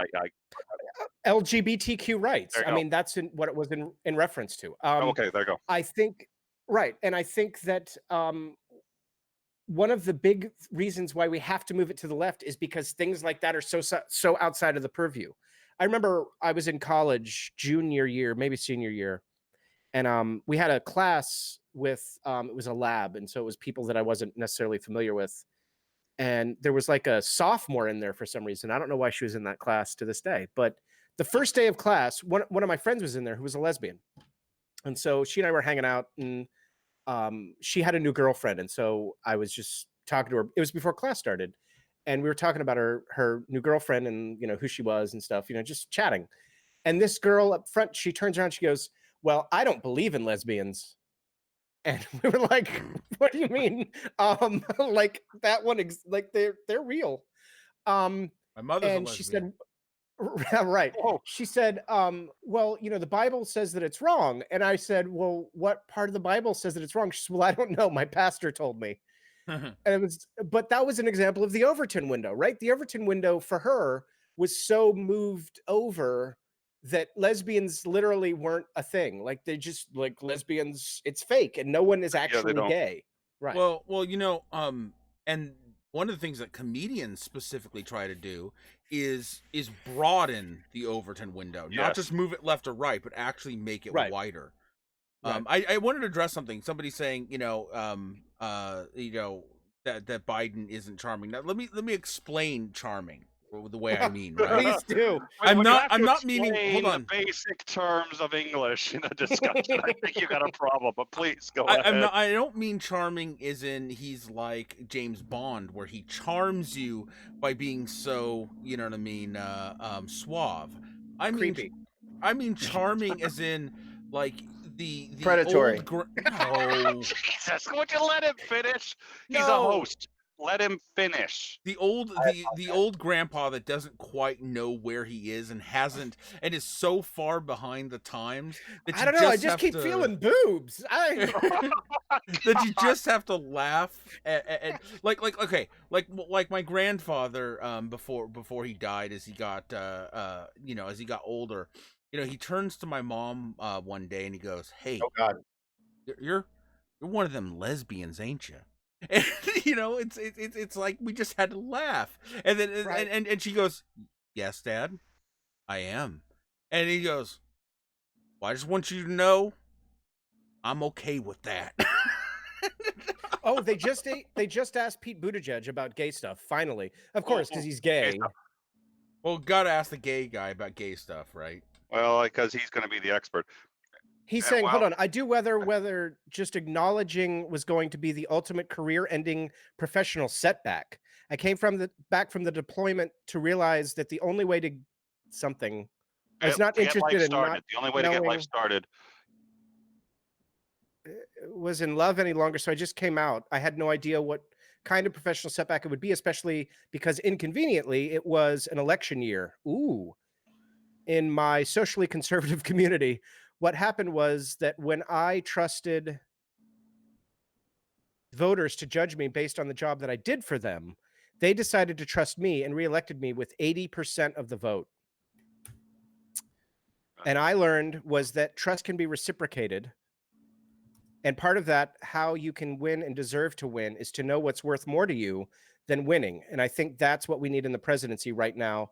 We have to know what we are about. And this election is not about any of us up here. It is not about this president, even though it's hard to talk of anything else sometimes or some days. It's about the people who trust us with their lives, the kid wondering if we're actually going to make their schools safe when they've learned active shooter drills before they've learned to read, a generation wondering whether we will actually get the job done on climate change. And if we hold to that, and it doesn't matter what happens to each of us, professionally together, we will win.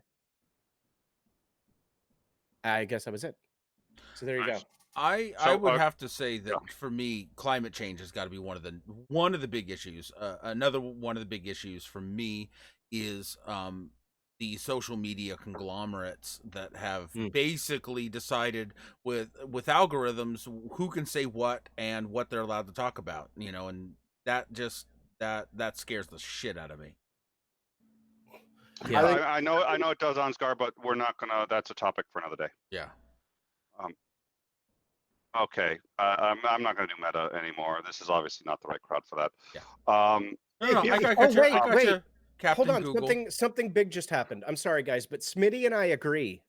Oh my God. That is big. I gotta go. Okay, Ansgar, can you switch to the breaking news graphics? I think that this is gonna be a. Smitty just said, even if someone says something ignorant and misinformed on homosexuality, the important thing to me is that they aren't hateful people. Uninformed and confused, I can totally forgive. Here's something I can forgive too. Honestly, if someone says, I hate gay people, but I won't use my hatred to deny them their rights, that's their own private business, I'm okay with that. Hate whoever you want. No, really. Yeah. No. if you say I don't agree with gay marriage, but I don't agree with it being illegal, right? I'm okay with that. Personally hate whatever you want. Don't use your hatred to deny people rights. Seriously. Well, and keep in mind what Ansgar is saying. He's saying he's okay with that. He's not saying he supports it. Yeah, but he's saying he's okay with it, and he's saying that, and I think that's an interesting point. He's an advocate, is what you're saying. Yo, totally, yeah. Fucking asshole. He's not saying it makes you a good person. He's not saying anything like that. What he's saying is he's okay with it. He's not going to necessarily sit there and say you should call these people out. If they're keeping it to themselves to some extent, we have a right to our own thoughts. I think is what you're saying. Well, yeah, because here's the thing. We're never all going to agree, right? There's always going to be somebody that looks at the way that I live, and there's going to find something about it and go, I don't agree with that, right? Like, that's not the way I would choose to live. I think that's a bad thing. As long as they allow me to have the right to live that way, I don't care, right? So that's the way I feel about homosexual rights. There's always going to be somebody that goes, well, I just don't get that. That seems so gross to me. But as long as they don't want to legislate that, I can be okay with them. I think, speaking for me as a black guy, I can't jump up and get angry every time I hear something racially insensitive from somebody. Now, yeah, I literally don't have time in the day. What a right show a long time ago. I just literally don't have the time. Yeah. Yep. I just can't. So most of the shit that I hear, I just kind of just go and it goes in the ledger. I'm just like, all right. Oh, you said what, man? Oh, cool. I'm not convinced. I'm not convincing anybody to change their mind. I'm not going to ask them questions. I'm not saying shit. You can go on, do whatever you want, but I have my ledger and I know how to not support people. I know how to not endorse people. I know how to do what I need to do without helping shitty people along the way. Smitty, yes, I agree with Maya. We can't still be friends. Hold on. Smitty says beliefs inform actions. Yes, but if they believe that their own beliefs and their own personal views shouldn't dictate law, then that is going to inform that action as well. Like, seriously, well, I've met people like this who say I don't think that being gay is morally correct, but I also think that who am I to say that they can't live their life? I'm sure they disagree with things that I do, and so they are not for. In fact, they have voted for legalizing gay marriage, even though they think that homosexuality is immoral. And I don't think that we need to push back against that kind of a person. Well, and beliefs do inform actions, and you can't ignore that. I think Smitty's can't ignore that. You can't ignore the fact that that's a reality. But the thing is, we have so much to do, so much work to do with the people who are doing these actions. Let's deal with the ones who are doing the actions and confront those problems instead of sitting there going, well, you're not allowed to think what you're thinking, was essentially what we're saying. And I think you're crossing a line there. Yeah. Yeah. I agree with Maya. Like, if you're gonna tell me that you think homosexuality is immoral and that gay people shouldn't be getting married and stuff, I can't be your friend.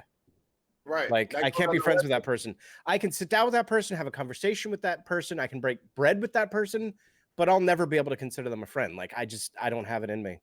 You can break bread over their ass, and you can, I can be that person's friend, and I have, and I've seen those people change over time. So sure, no.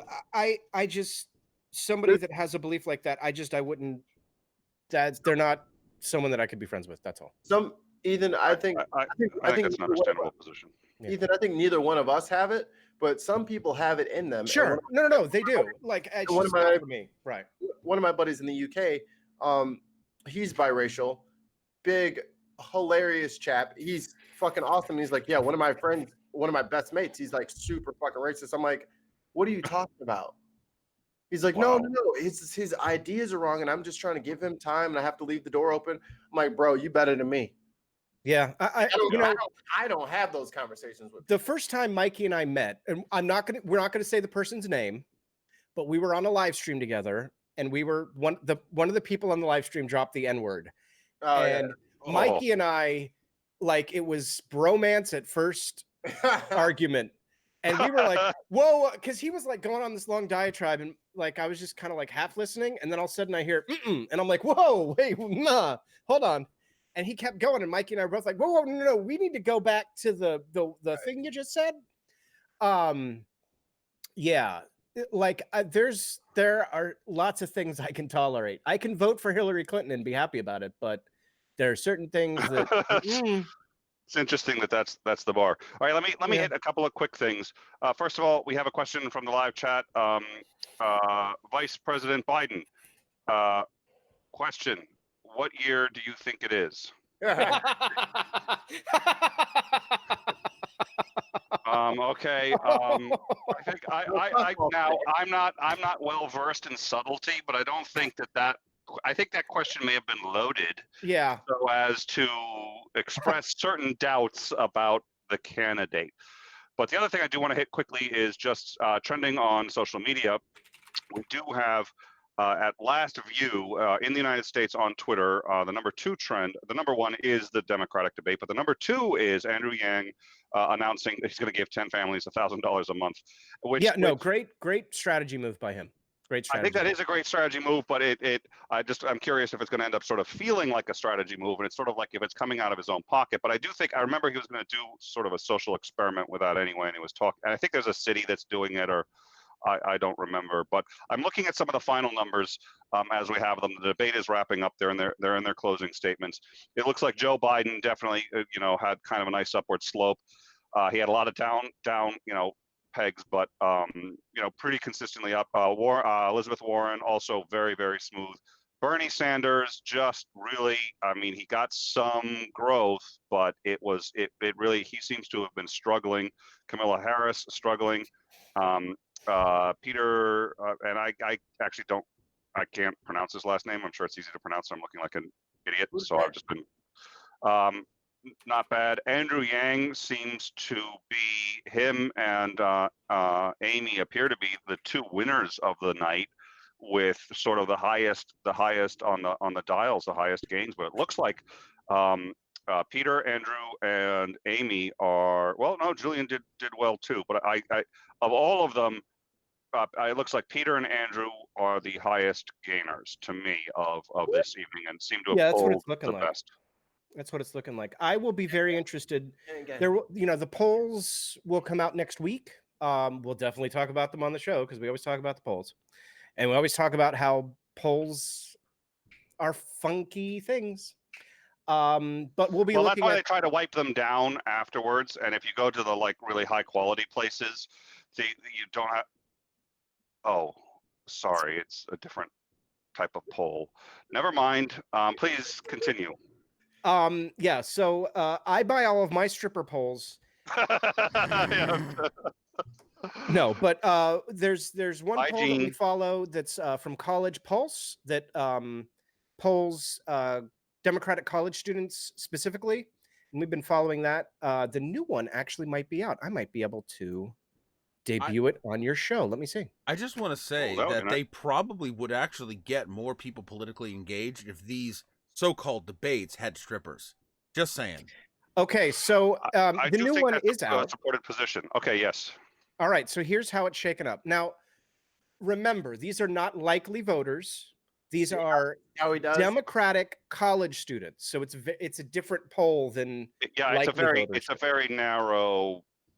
Right. It's I think it's 1,500 college students. Let me make sure of that. He's got to minimize it because Yang's doing good. Look at him. Okay, come on. No, it's no. Well, okay.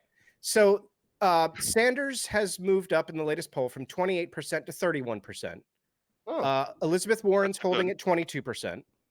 Okay. Biden's holding at 11%. Pete Buttigieg has moved up to 8%, and it looks like Andrew Yang has moved up. They've both moved up from 7% to 8%. And then Beto at 5%, Kamala at 4%, and then everybody else. Tulsi and everybody else is at either 1% or 0. So that is again, Chegg. I'm gonna put this in the chat. so anybody can go look at it. Who's next to drop out?